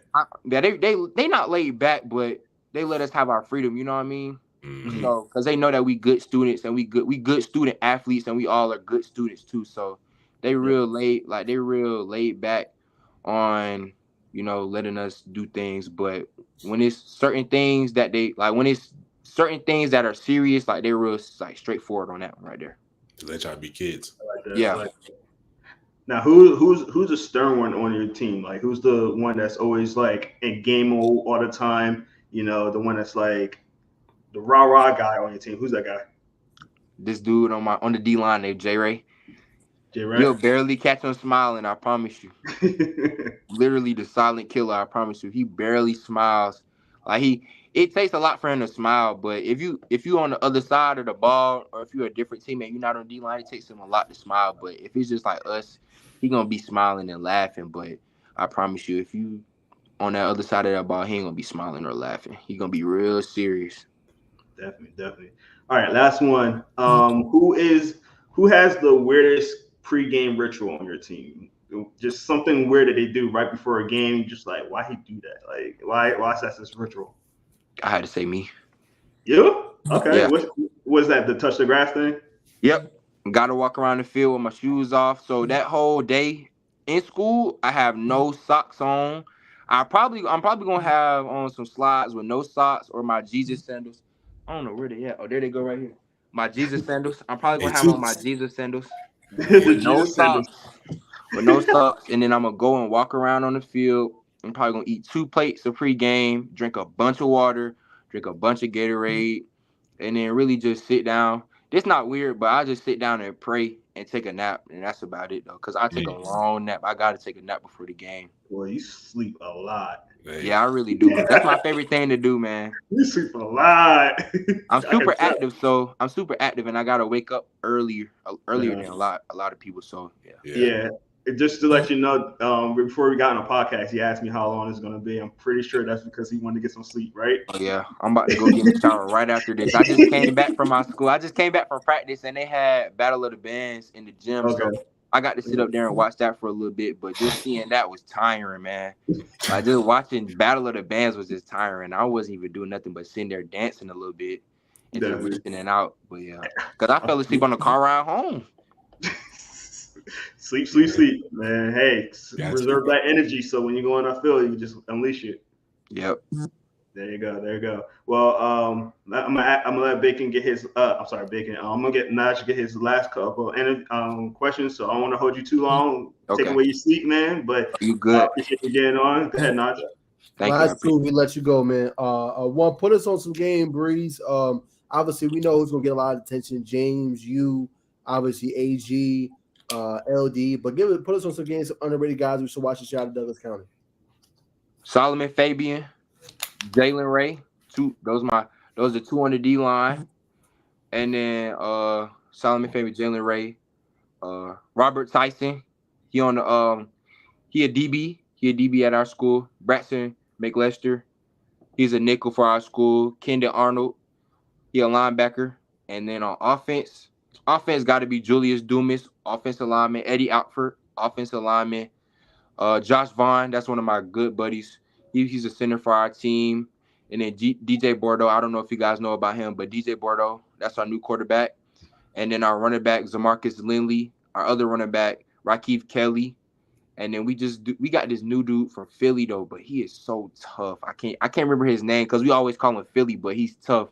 You're going to see him out there, too. He's one of the fastest guys on our team. What position? And our other quarterback, we got another quarterback from Villa Rica, Zaylen Bell, good quarterback, very great quarterback. And then one of our wide receivers, Adam Carter. we got Adam Carter, we got Dre Darius Reading, and then we got Brandon Ellison, and then I'm trying to figure out one more.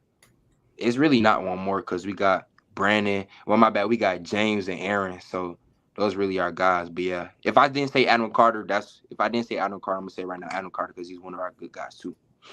But and then the whole team. The guy you said that's named Philly, what position he play? Running back. We got a deep running back core. Like I'm telling you right now, we gonna have some good run game this year, better than last year. I promise you. Oh, and my dog at linebacker and running back Mike Hasty. Yes, sir. He can tote that rock and he can play linebacker too. He ain't afraid of nothing. No doubt. All right, last one, man.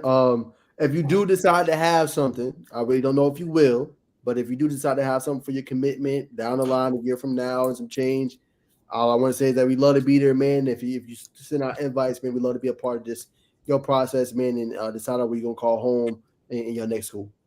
I got y'all. You know, for my commitment, I wanted everybody that's been a part of my recruitment there. So, like, behind the hatches, like y'all really. I mean, inside the hatch. I'm sorry, y'all really have. My bad. Y'all have really been on me. Y'all been looking at me for a long time, especially Bacon Network too. So everybody really invited because I mean it's a family thing. So everybody invited, you know what I mean? I appreciate you guys for bringing me on today too. For sure, bro. Definitely. Well, that's gonna do it, Breeze. Appreciate you getting on, man. I know you cutting into your sleeping time. I want to cut into it any more of that, man. You love your sleep, so I want to take that from you. But we appreciate you, bro. Have a good one. We'll see you on Thursday, man. Yes, sir. All right, you guys have a good one as well. I'll see you guys soon. All right. All right. So that was Jordan Carter Breeze, man. Really good edge rusher from Douglas County. What you guys think about the interview, man? Super dope, bro. Super dope. Yeah, and this is what I like about us having these kids on here because we, you know, again, I've interviewed him. I'm pretty sure you guys interviewed him. He's very stoic. He's very, straight to the point. You know, especially when it's just talking about football. But we got to get him on the podcast here. He seemed like a lot more loose and a lot more open to talk about himself and a lot more playful, and I like that about having guys on this podcast. Me and Naf was just talking about that yesterday. Just open, being able to have a podcast where we can let the kids, go, what's the word, Naj? Just be themselves, be authentic. Yeah, there you go. So I love it, man. I love it. What you guys thought about it though? Smooth, bro. Like, that's just what the people just seen and what we just did is just a product of, just being on a kid, from early on, like you said, and building that relationship the way you can ask different things, not just, where you going, what's your recruitment timeline, or, what type of cleats you got on, you get to really just kind of not even really peel the layers, just talk, that's really all we just did, for real. For real. Nah. Nah, not at all. Nah. It's peeling the layers, man. Like you said, man. It's peeling the layers, but like yeah, exactly, bro. Yeah, because I told y'all, like I said, the recruiting part is cool, man. But when you can have a genuine relationship with them, it's different, bro. Like you said, he just said, like, yeah, y'all like family, like. That's what you want to hear a person say. And then I always tell you this, Bacon, build a relationship outside of that because you don't know what they're going to become. You just don't know. You know what I'm saying? So that's what this platform is to all the players that we bring on the big guys. The guys. I'm sorry for cutting you off, but also it's not only just, where it could be. It's just they're just humans just like us too, man. And they just want to be taught to. And, not every media outlet allows them just to be humans. It's always just, obviously we got our job to do. We got to, cover them and cover the football and, try to get a story in the sense. But at the same time, they're humans too. They like to talk about other things than just football. They like to, do other things and have relationships with people, and I think that's something that all three of us do really well, and that's why when it came to making this podcast, I was like, this will make sense because, bro, like that's literally what all three of us do. So I like that. We like to keep these kids, feeling welcome and looked at more than just a media outlet. You know what I'm saying? Look at Notch. I'm sorry for cutting you off. Nah, it's cool. But yeah, like I was saying, yeah, like this is not just 5 stars, 4 stars, 3 stars. Like we're here to, give everybody that attention, man, to come on here and tell your story and a little bit more about yourself and just somewhere you can come on, man, have a good time, have some fun. It ain't just all about obviously recruiting. It's a fun thing and it's a great thing to know where these kids are going, but it's also building that relationship rapport with them as well. Exactly, bro. Period. Yep. All right. So, Bacon, you want to get back to the 3-man weaves? Anything else you want to get back onto that with that? Nah, for sure, man. We can do the transition, ladies and gentlemen. If you don't know, you won't know. This is the best basketball segment known to man, woman, child, and animal. Sponsored or the 3-man weave. Sponsored by nobody just yet. But first and foremost, not just yet.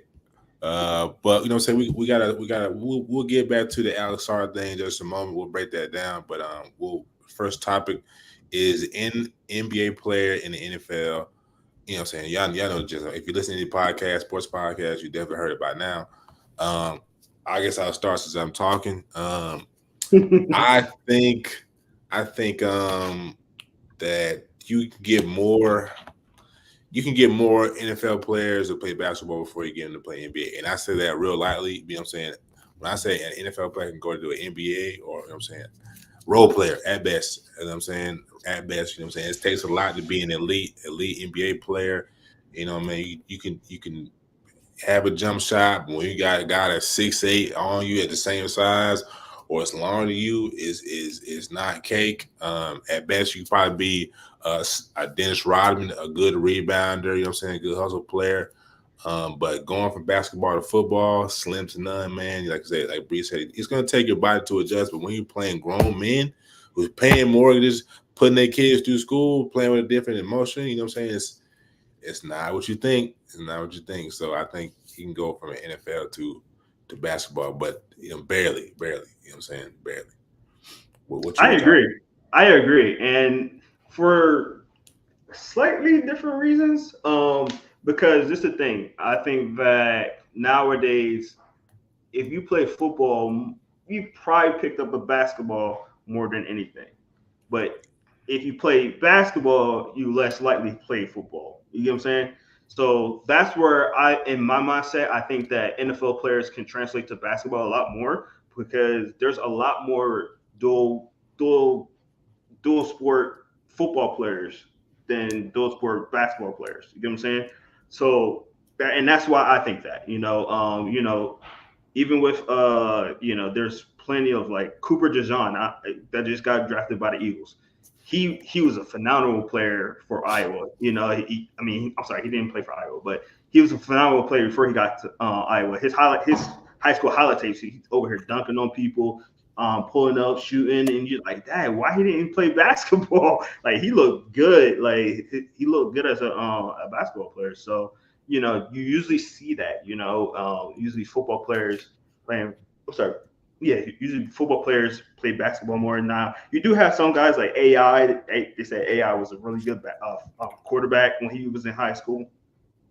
We just talk about Draymond. Well, Draymond couldn't catch, but you see there is some players that do both and wind up being basketball players. But generally, at least in my eyes, I see a lot more football players. Basketball players going into football. You have Antonio Gates, who was a really good basketball player. Was undrafted, came into the NFL and became a great, tight end. You get what I'm saying? And vice versa. So I think it's just you just see that a little bit more, the transition. Football players, used to play basketball more. What do you think, Notch?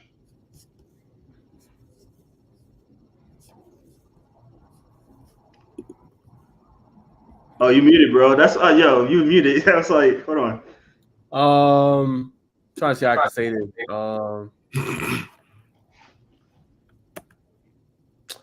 I mean, I think it's an argument both sides. I think when it comes to basketball, you have to be a little. It's a skill game. Okay, It is. everybody like. You have to be way more skilled compared to football. Like as y'all was saying to y'all points, you can kind of be a former basketball player and transition over. You hear it all the time. We talk to coach. Oh, he just started playing football. He's just playing basketball. He was just playing soccer. He's just playing, just running track, and he came out. High school though. You know what I'm saying? No, I'm saying in general though. I mean, you see it all the time. You know what I'm saying? So high school is the level we covered. So that's as an example. Obviously, and then you have college guys like Jimmy Graham is another one, right? Obviously, he was playing basketball. And then transitioned to football right before, obviously the last couple of years, and then ended up playing and being, all-world type of tight end. So when it comes to it, I think probably NBA players have a little bit more success rate than maybe NFL players coming over because, again, the skill gap's different. NFL, you can kind of, back to the high school point, you can kind of learn different things as you go, you know what I'm saying, and add different things. You don't necessarily have to be as skilled. Not saying you don't have to be skilled, you don't have to be as skilled as compared to the NBA and making it there. And yeah, I would agree with some of those statements. I think it's probably a little bit easier for NBA players to do it. I think it'd be tougher for NFL players to come over and have that same type of success.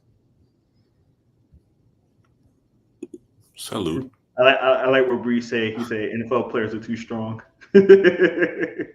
Not true. Like certain positions, like Shannon said, like Shannon probably not gonna be able to shoot no jumper too tough. You know what I'm saying? Off the hesitation, bro. So it all depends on your body type, and you know what I'm saying. You know what I'm saying, stuff like that. There's another thing though, and to kind of get on the opposite spectrum of that,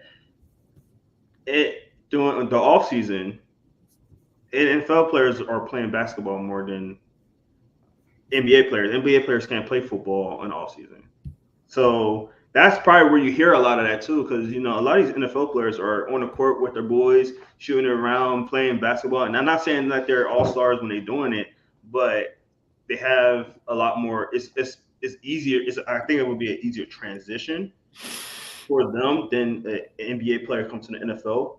But as far as like skill wise, like Nigel was saying, it might be the reverse. If you give them longevity and let them, learn the game in the NFL, I think an NBA player can get to the point where an NFL player is, and then be better at NFL than an NBA and then a football player playing basketball longevity wise. You get what I'm saying? So it could be just like a longevity thing, because obviously there's going to be a lot more adjustment for an NBA player. Like we said, the hits, you got to get a lot bigger, a lot more stronger. You know what I mean? Like, in NBA, you could be a lot more lean and still good. You see the kid from the Spurs, I forgot his name. Well, I don't know how to say it, rather. But that kid right there, he's very thin, but he can ball, bro. He's nice. But you can weather that. You can't really beat that one and have real. You know what I'm saying? That's a fact. This is, like I said, this is a reason why, I'm saying, the Bull in the Ring, the drill is canceled, but that's neither here nor there. We'll transition to the next topic. Do we believe that it's over with for the Minnesota Timberwolves? Personally, I don't know. I think it's up in the air. I got to see. Are they playing tonight? Yes, they are playing tonight. I got to see what goes on tonight. If they lose tonight, it's probably over. If they win tonight, it's going to go 7. But I'm going to stick with my pick, like I said at the beginning of the show. I like Anthony Edwards. I like the dog in him. I'm a ride with the Georgia boy, man. No lie. What you think, Nash? I think Jerome has some technical issues. Yeah, I think it's a big game for them. Must win. I don't think it's over yet. But I think they got to definitely have a big game tonight, and can't do it himself. I don't know what's been said on the sports shows because I've been busy myself about what's going tonight, but they definitely going to need. Cat needs to step up. I've been saying that for years. You got to stop getting punked, man. You know what I'm saying? And that's why people revere kind of and see as the best player on that team, because he got that mentality. Like, he's chirping at them guys after the game is over. So that's just something you can't teach. And that's why I was telling my cousin, like, stop comparing players from this generation to a Kobe, a MJ, or even some of the greats from back then, because they don't embody that mindset. I think Ant does. He welcomes the competition, right? He wants to be the best of the best. He wants to be the greatest. You know what I'm saying? I don't feel like there's players in this era that, not saying they don't want to be great, they do, but they don't have that same type of mindset. You know what I'm saying? It's been a minute since we've seen that kind of a mindset with a player. And I think he embodies that. So big game, but he can't do it alone. I mean, he just put up 44 the other night. So he definitely needs some help, and he needs Cat and them to step up. It's as simple as that, and change the pick and roll. They're killing them with that pick and roll, bro. And, you know what I'm saying? Put Ant back on Murray, man. That was working early in the series, man. You know what I'm saying? Make him uncomfortable, because Ant gonna be able to switch it better than what they're switching. And when they overplay, they dumping it down to Jokic and letting them cook. To me, I'd rather Jokic go off than Murray get hot. Murray's kind of that clincher, game changer, closer, because if he's rolling, then it's just like, bro. And he knocking them fadeaways out of bounds and hitting them deep corner shots, like, you're in trouble. But if Jokic go off for 40, 50, you feel good. No disrespect. Jokic is a phenomenal player. But what makes him elite is not only being a scorer, but his passing ability. When you come and double him, he find open man, then he knocking down them shots, and then you in a world of trouble. So they got to do something to change up that pick and roll, or some kind of action to disrupt it, force Jamal Murray to some turnovers, some bad decisions, make him feel uncomfortable, and shoot how he was shooting the first couple games of the series. Elite breakdown, my man. That was elite right there. Let's show it. What you got, Jerome? Are you really asking me right now? I mean, are you gonna say it? So are you gonna say that they're gonna? Are you gonna say that Denver's gonna win these next 2 games? I think it's gonna be on the record. I think it's gonna be I think it's gonna be 3-2. I think they're gonna win tonight. I think Timberwolves are gonna go home, get one. I think it's gonna go to 7, and Nuggets are gonna get in 7. I think that's how it's gonna go. It's hard winning 4 in a row, bro. It's hard winning 4 in a row. So for sure. I think that, Timberwolves probably get one, maybe a close one the next one, what's today? Wednesday. So I think the next one's Friday. They could get one on Friday, I think, I like a good series. I really do like a good series. I think this is a good series. Nuggets really adjusted to a lot of stuff that, were issues in the first 2 games, especially game 2, which was just horrible. Getting off the pick and roll a lot better, staying out of foul trouble, even though they kind of, Jokic kind of had a little foul trouble a little bit at the end of last game, but keeping out of that, the turnovers were lower. It wasn't as many turnovers. I think game 3 they had 2 or 3 turnovers. That's it the entire time. And that was the bigger the first 2 games. They was getting smothered by the defense. Couldn't move the ball around like they were lately. So they really did adjust. Murray's getting hot again. Timberwolves have got a team though, and as long as Anthony's there, bro, like, I would never put anything past that team, man. Anthony Edwards is a dog, bro, and I'm not gonna go say what Naj said last time with the MJ comparison, but he's the next big superstar, bro. Like, I feel like he's gonna take over that LeBron, role, and I'm not saying he's LeBron either. I'm not saying that either. But, once LeBron's ready to retire, I think he's going to be that next guy that, we're going to be talking about, like, he's the next great NBA player. So, as long as they got him, they're going to ball. I think, I know, Naj, you was talking about Anthony stepping up. I think Gobert needs to be the one to step up a little bit more. You know what I mean? He's doing, don't get me wrong, he's doing well, but like, he keeps getting in foul trouble, he keeps fouling and stuff like that. I think he's enough. Gobert is Gobert, bro. You know where he's gonna be. I don't even think he's the one defensive player of the year this year. Come on, bro.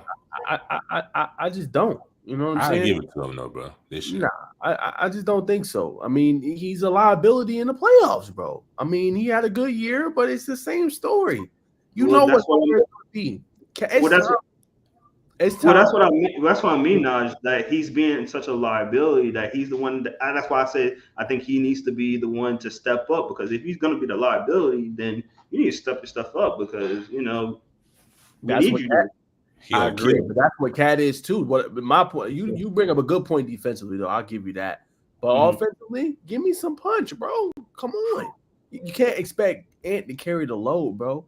Ant is there to help you. You know, this is what's gonna take the team over the top. Like, are you trying to? You gotta listen to me. You got a chance to win a ring this year. What are you doing? What are you doing? You have a. I'm not saying they're gonna beat y'all. I'm just saying you have a chance to win a ring with an emerging superstar. What are you doing? Are you really letting Jokic of all people? Come on, bro. He barely moves. Cook him. If he's gonna cook you, cook him on the other end. What are we doing? You're not talking about Rudy, are you? You're too big for that. You're too skilled. You're the best shooting big man in the league. Okay, what are you doing? Yes. Cook him. Go at him. That's the problem. And I'm gonna say this. I'm gonna be done. That's the problem with this era of the NBA. There is no cooking. Like, I'm up in you, bro. There ain't nothing you gonna be able to do. Okay, we finna go at it. That's why I like Ant so much, because that mindset perspective is not there. That's why I like looking at the greats, the MJs, the Kobe's perspective, mindset. It's always there. Let's not gloss over Kyrie Irving now. And some people will overlook it. Some people will say, oh, well, they were this, they were that. That's why they were so great. That's why they were champions. That's why they went 6-0 in the finals. That's why Kobe went 5-2. That's the difference makers. So that's what puzzles me about the NBA now. It's just like, bruh, if you that dude, you that dude. Go be that dude. Stop letting Jokic punk you. Go be that dude.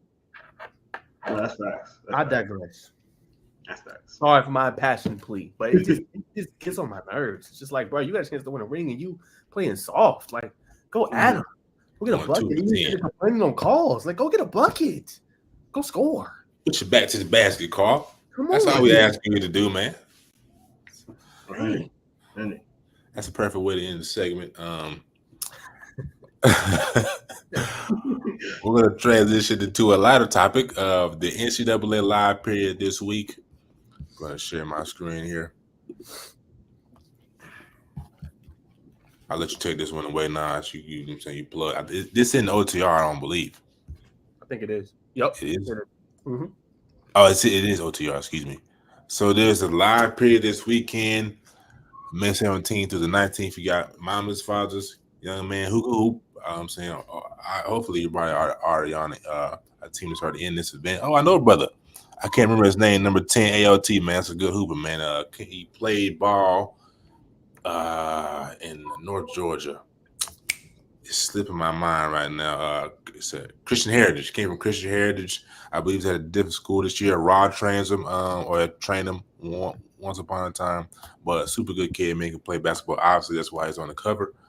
But it's in Atlanta, D1, D2. Anybody you can think of on the college ranks will be there. Elite competition. Obviously, what I like about OTR is it's a big conglomerate of everybody. You're gonna have Team Puma, not Team Puma, but teams from Puma, teams from Nike, teams from 3SSB, teams from Under Armour is going to be there, and the independent team. So you really get to see who's who. You know what I'm saying, from different shoe teams and independent teams who are on the rise. So will I be there this weekend? I'm not sure. Because I'm saying I got a big thing Friday.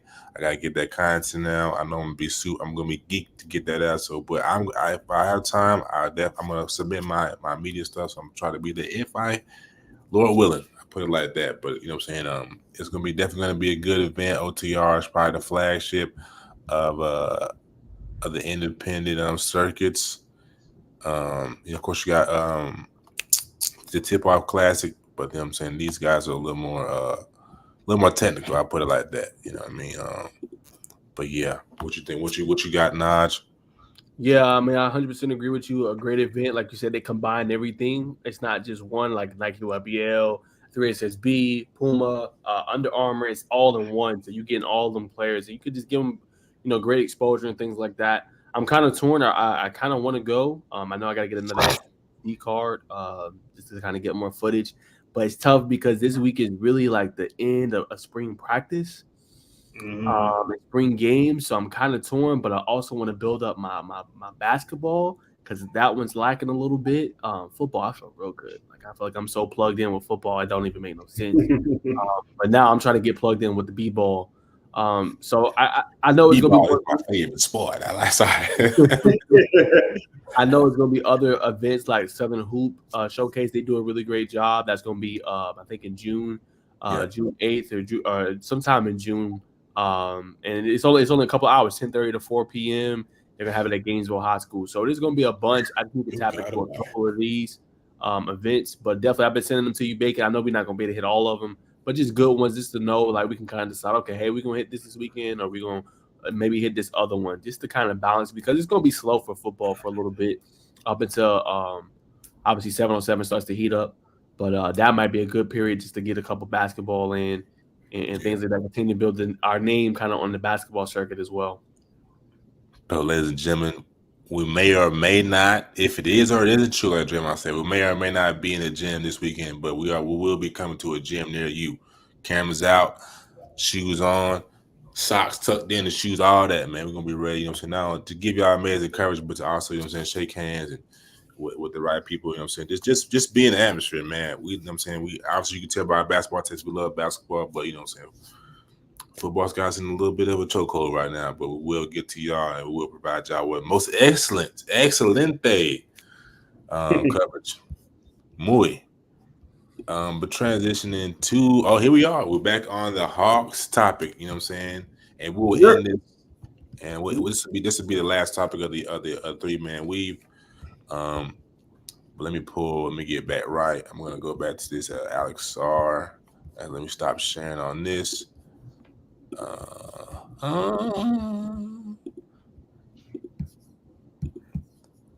right, we're gonna go back. No, that's 6-8. Yeah, this is the right one. This is the right one. Yes, sir. Am I up, Jay? You up? All right.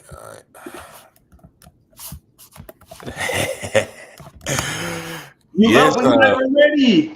Sorry, but sorry, man. The people, they rocking with us. We got over 100 people on Twitter right now, so they like the vibe. Nah, shout out to the 142 right now that are watching. You know, and that's not even including the Instagram people. So shout out to you guys, man. Y'all rocking it. We appreciate every last one of you. Drop some comments. Do that, by the way.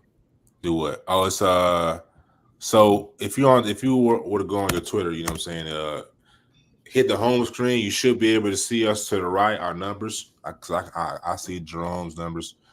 Mm-hmm. So you do that. But while you're doing that, I'm saying we'll get into Alex Sarr, why I think he's a generational player. And I said this too. A lot of people were saying that Ant-Man's going to be the face of the league. We don't know. One, Ja Morant's going to be back, but we got Wembanyama, who's a transcending player. Alex Sarr, like I said, the freshmen are killing the game.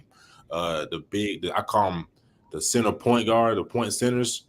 You know what I'm saying? When you got people who come in and you know what I'm saying, put the ball on the floor, do this, and assist. Let me go to his assist. I think I'm on the right one.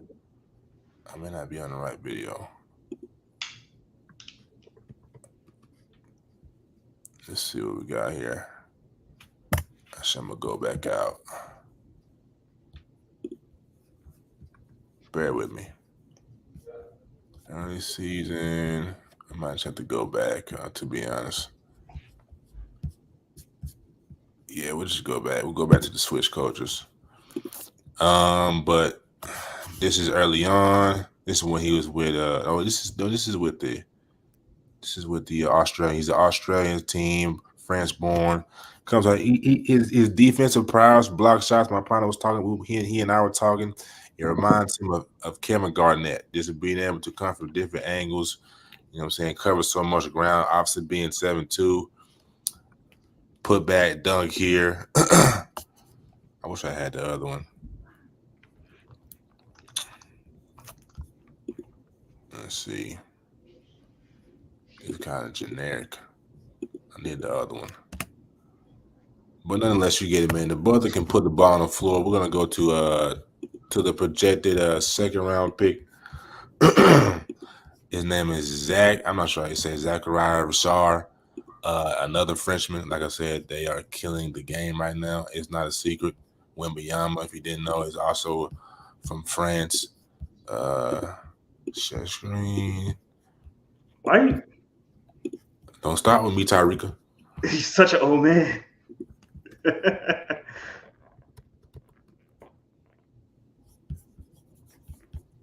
Oh.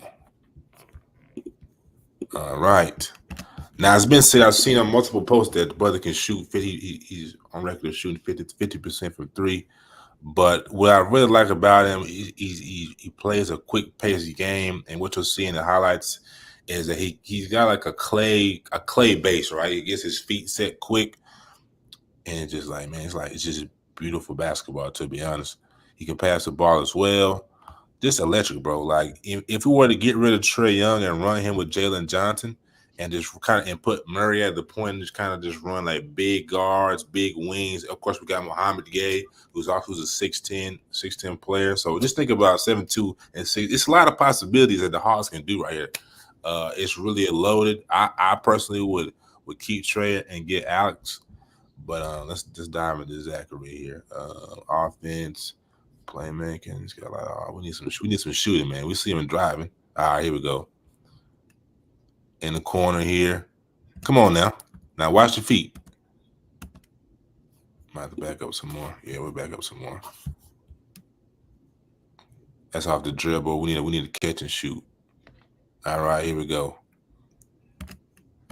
Come on now, stop for me now, baby. Stop for me. Try to stop it here. Come on now. You see that? You see that now? You see how quick that was? Bang. That's elite. That's what separates good shooters from great shooters.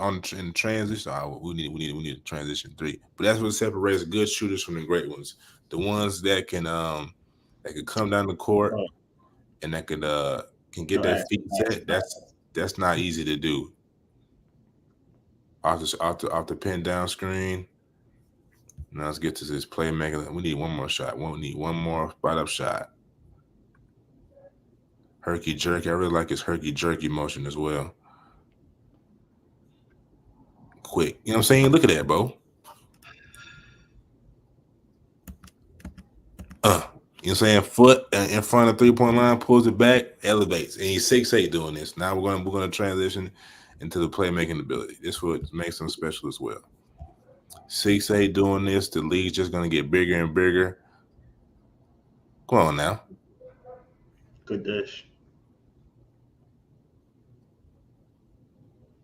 Great pad. Now, you know what I'm saying? That's not an NBA caliber player. That might be a still in the league, but nonetheless, that's just great vision. And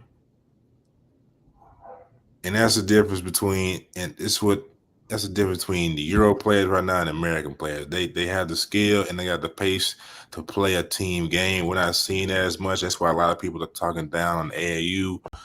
They play so many games. They don't practice as much. It's a lot of one-on-one ball, and one-on-one ball will never beat great team ball. You got ball movement like this, it's just gonna run you, man. You're gonna get unless you're gonna shoot 60% and be consistent with playing one-on-one ball. This type of basketball is gonna beat you every time.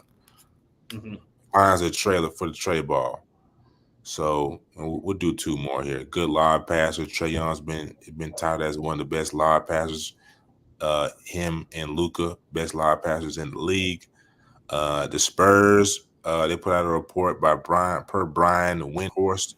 I believe that the Spurs are possibly in the sweepstakes with Trae Young. Now, the only thing is will Trae Young play second field to Wembanyama? We don't know. You know what I'm saying? That remains to be seen. I think, you know what I'm saying? We've got a guy like that, man. You gotta defer. He's 7'4" with a jumper. You know what I'm saying? He's gonna take care of Trae's defensive deficiencies, blocking everything, wingspan. So what you're seeing Wembanyama do is pretty much what you're gonna see Alex Sarr do, just with passing. So I think it's a no-brainer to go get Alex Sarr. That's just my opinion. I'm not no GM. I'm just an up-and-coming journalist that's got a heart for the basketball game, has been drilled into the finer intricacies of the basketball by his father, and I believe it shows. But that's what I say. If it's me, I'm taking Alex Sarr first overall. But if they get Zachary, I'm not sure if I'm saying his name, I have no problem with it. But honestly, I'll be a little let down. But you know what I'm saying? From watching that, fellas, what's your kind of take on both of the gentlemen? Would you get one of those two? Would you trade a pick away and go for a veteran superstar right now? Would you trade Trae Young or DeJounte Murray? Honestly, I would have to look into their game a little bit more. Being the one that don't watch basketball as much as you two guys, I don't want to get into draftees and who should be picked here or that. I will say this: if you are going to keep Trae, you have to surround him with more than just one player. But if you're going to get rid of him, this will be the best time because he's not getting any younger. Like I said earlier, he's not getting any younger. And you could probably get a good asset for him and build your team, especially now that you got the first overall pick. They're going to have to really think it hard and long, kind of like the Bears did. The Bears had the first overall pick, and they wound up getting Caleb Williams and moved on. And then they used the money that they would have probably had to use for, a Justin Fields to get, more weapons and things like that for, Caleb Williams. So you might have to have that same mindset with, the Atlanta Hawks right here. So. Right. What you think, Nash? Yeah, I kind of gave my statement earlier. I'm in agreement. Like I said, they got to decide what they're going to do. If they're going to keep Trae or they're going to move on. But, I think Alex Sarr is the pick. I think you pick him and then you figure out everything else after.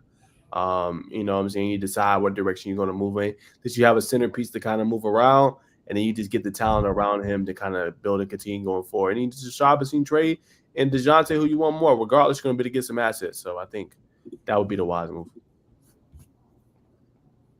You heard it here first, folks. I think it's kind of like a consensus 3 pick. You got to go. You got to go with the big man, man. You got to go every time. Go with the big man. That's the smaller man is that much better. But yeah, man. Let's transition into where we will be at the end of this week and possibly the weekend. Go ahead, Nash. We had a bunch of comments. If you can display them real quick, Jerome. Obviously, we're about to wrap up, so I'll get us going on that. I love the comments. But Buckle Bunny was tuned in on the YouTube page. Buckle Bunny was just going crazy, and I just crazy, man. So we obviously probably felt ignored and might have left, but which one? I think she's an older lady. If you could display just a couple of them, just like what we thought about Colorado and Coach Prime, we could display some of those. Jerome. So man, we whoever you are, we appreciate you tuning in. It definitely means a lot to us. If you can come back next week, Tuesday, 7:30, same time, we'll try to address some of those questions. We really do live for that kind of engagement and people tuning into our show. Obviously, 140 people, I think the boys just said. So we appreciate that. We are running out of time, so we will address these next week. If you can you notate real quick, one of you guys, either Bacon or Jerome, just a couple of these questions? Yeah. Real quick, and we can come back and answer them next week. If y'all boys can, just something quick. I just wanted to talk about that real quick, and we'll keep it rolling. I thought the one about Jerome was funny. Jerome is trying to have Najee's hair and Bacon's beard, but can't quite get it right. Who said that? She said that? No, that was Captain Birdseye on Twitch, so that's fine because I was on Twitch. That one right there, yeah. Ain't no way, G. Yeah, that was pretty funny. So that's crazy. Yeah, that was pretty funny. But we'll leave it at that, and let's keep it rolling. Hey, no way, dog. Yeah, that's what I said. That's why I'm going to address the comments, man. People tune in. Come on, deep, man. Listen, though, I don't mean to ignore anybody. Bunny, we do appreciate you being on. It's just that we had a guest about to get on, and I didn't want to get on a deep end with a lot of the conversations until the guest was off. So definitely come back next Tuesday. We'll definitely answer your questions. We do apologize for that. We just had a different structure to our podcast today because Brees was getting off of practice, so we had a limited time. He's kind of waiting for him, so I didn't want to go into all of the comments there. But we definitely will come back on there. We also will go on YouTube and on the comment section. So if you want to pick those questions on the comment section as well, we will answer that in the comment section as well. If you would like to ask those questions in there as well. So appreciate you. See. All right. ¿Usted español, no? Huh? ¿Qué? ¿Usted español, no? Sí. ¿Estás aprendiendo o qué? No entiendes, ¿no? Un poco. No entiendes. Mis no te tienes. I'm dead. He caught that. He caught that, Liz. He caught that. Go ahead. Where you gonna be at this week? I'm gonna hold you for another 10 minutes, bro. Go Anyway, I'm trying to be at Milton tomorrow night with Naj. I think Naj is still trying to do Milton tomorrow night as well. So I'm trying to do Milton. They actually have a game. Come on, man. They actually have a game on Friday versus Peachtree Ridge. So trying to do that one as well. We'll be at Douglas County on Thursday. Shut up. Hold on. Yo hablo poquito solo puedo coquetear. Dude, gross. Oh, gross.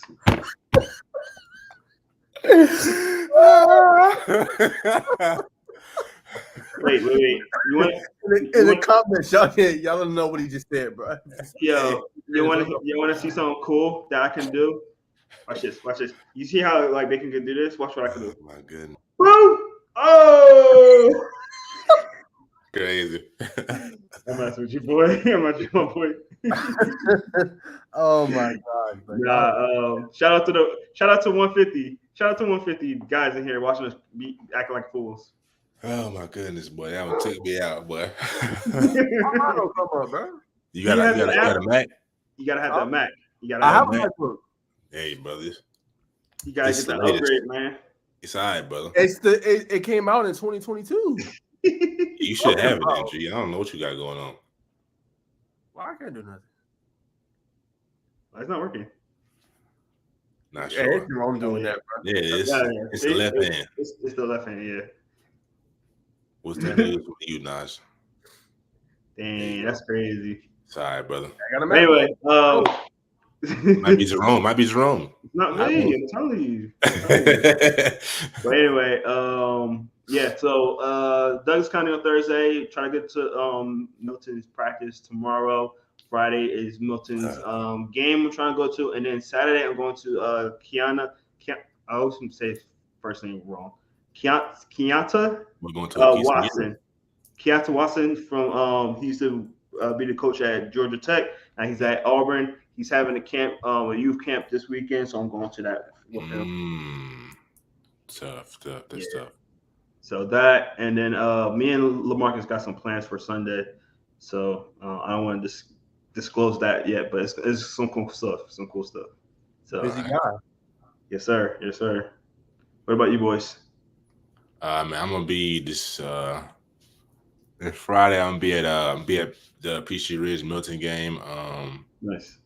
And tomorrow's Wednesday. I might, if I go somewhere, it may be Central Carrollton.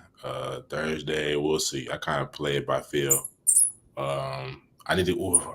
Actually Thursday, might hit Stockbridge. Thursday. That'll be the move. That'll be the big move. And then, like I said, Friday we'll be at Peachtree Ridge, and then Saturday, everybody going to Peachtree Ridge. Yeah. Who's all going to Peachtree? It's probably going to be loaded. You, two people I know, Jerome. Yeah. Shoot, hold on, I think Jeremy too. Jeremy. Actually, that's how I knew about it because of Jeremy. That's how I know about it, Jeremy. So yeah, where I was gonna be at. Yeah, he gonna be at Ridge too. Everybody gonna be at Little Ridge. You might well pull up to the Ridge then, brother. Do it. Supposed to pull to Lovejoy, but I don't know, bro. Go to Lovejoy, bro. That's gonna be a good. They might move their game up though Thursday. You might want to pull up to the Ridge, brother. We're gonna see. Going to the rich area, man. Yeah, real quick for me. I'm trying to tap in Milton tomorrow. Thursday is kind of up in the air. I'm gonna see. I might hit Creek. If I don't hit Creek, I might hit Stockbridge. If not, I might hit Cambridge. I gotta decide what I'm gonna do Thursday.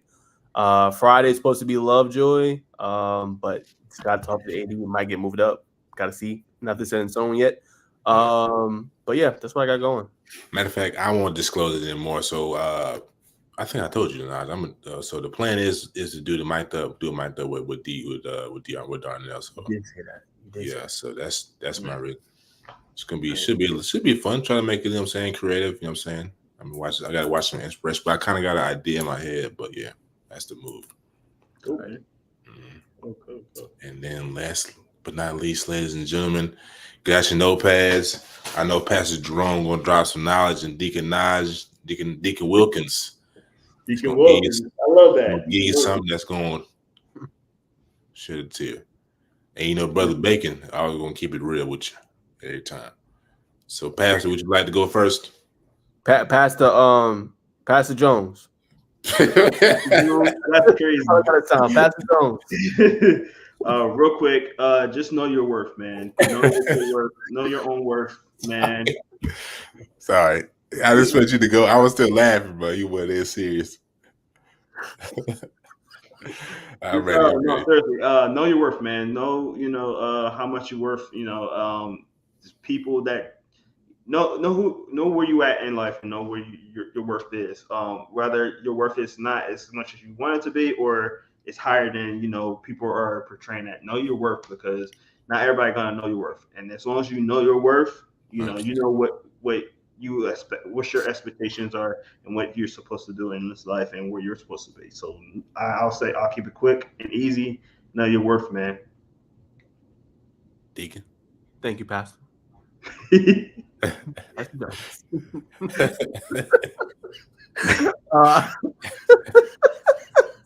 I'll be quick. I had a great discussion, man. I was working out with a buddy. Me and man hit the gym late. So actually, I did a 2-a-day. I worked out earlier in the day. Ran for like 30 minutes. Did some push-ups, sit-ups. Yeah, trying to get right. And then I went back to the gym at Crunch. Did another workout. So I was a 2-a-day yesterday. And it's obviously just great to work on yourself, man. And I'll tell you this: if the players, athletes out there is worried about women, hey, bro, lock into yourself, bro. You know what I'm saying? Be your best self. Lock into you. The same that goes along the lines of what Jerome said. Know your worth, bro. You know what I'm saying? If you locked into what you're doing, you enjoy what you're doing, you're not gonna really have time to really hit up girls. You're gonna let it naturally kind of come to you. So I think it's the biggest thing I've been learning this week is just continue to work, be your best self, grind it out. And everything else is going to just fall in line. And then the second part to that, and I was telling him, look, bro, you work a 9 to 5 or you work whatever job you work. You can give them 40, 50 hours of your time. Why you can't give back yourself 10 hours of your time to work on what you want to do, or to work on the goals you got and career goals you got on yourself, right? Company's getting 40, put 10 into yourself. Whether that is a couple hours a week, even if you're doing 3 days a week, you're doing an extra hour and a half. Go do that. Put that into yourself, man. And I always say the example. The boys going to get tired of hearing this, but go look at Dukes, bro. Go look what he's doing right now. He's 40 years old. Was working, I think he said the warehouse. But he was putting in time in his 5 to 9. Look where he is today. He's a national host on SEC Network on 3 Sports. That's it. And if you don't got that mindset to go work on yourself and work that 5 to 9 as hard as you work there 9 to 5, you're going to stay stuck where you are. So put in that work. That's a fact. I'm just going to build off what these two gentlemen just said. Bet on yourself, man. If it's take risk, but take calculated risk. Take calculated risk. Order your steps, man. I was telling my partner the other day, man. You want to have a plan, stick to it. Move with a clear conscience. Because if you ain't move with a clear conscience, you're feeling iffy. You know what I'm saying? You're not going to follow through the plan like you're really supposed to. Because you're going to be second guessing yourself. To move with a clear conscience and follow through, man. Follow through and stay down. Stay committed. And like I said, believe in yourself. Now, when it comes to the ladies, man, if you're having struggle, if you're struggling with talking to ladies, so you got to talk, man. Just you got to fail, man. You got to look foolish, you know what I'm saying? But the way to get good at talking to women is just talking to everybody, you know what I'm saying? Not just talking to your friends, that's easy, but going out, Nas is always on me about it, man. Just going out, just talking to people. You know what I'm saying? You go out somewhere, you go to a social gathering. Hey, how you doing, sir? Nah, maybe, you know what I'm saying? If it's a different type of thing, like, hey, what's up, brother? You know what I'm saying? In your own lingo, but that's how you find your lingo. Just going up to people you don't know, striking conversation. Of course, the first 10, 50, you know what I'm saying? It might be so-so, but eventually you'll hit your stride, brother. And you know what I'm saying? The rest is history, man. Nature takes care of itself. And that concludes the words of wisdom. Let the church say amen. Thank you, Brother Bacon. Amen. Come on, that's class. You know, hey, real quick. Right there. Real quick, I got a question for Bacon real quick before we get off. Have you ever thought about doing a late night radio host? Being a late night radio host? Oh, brother, I love to do it. Now, here's my voice. Yeah. He always like, Let me get right. Listen, you can't get with the ladies. You can't get with the ladies, brother.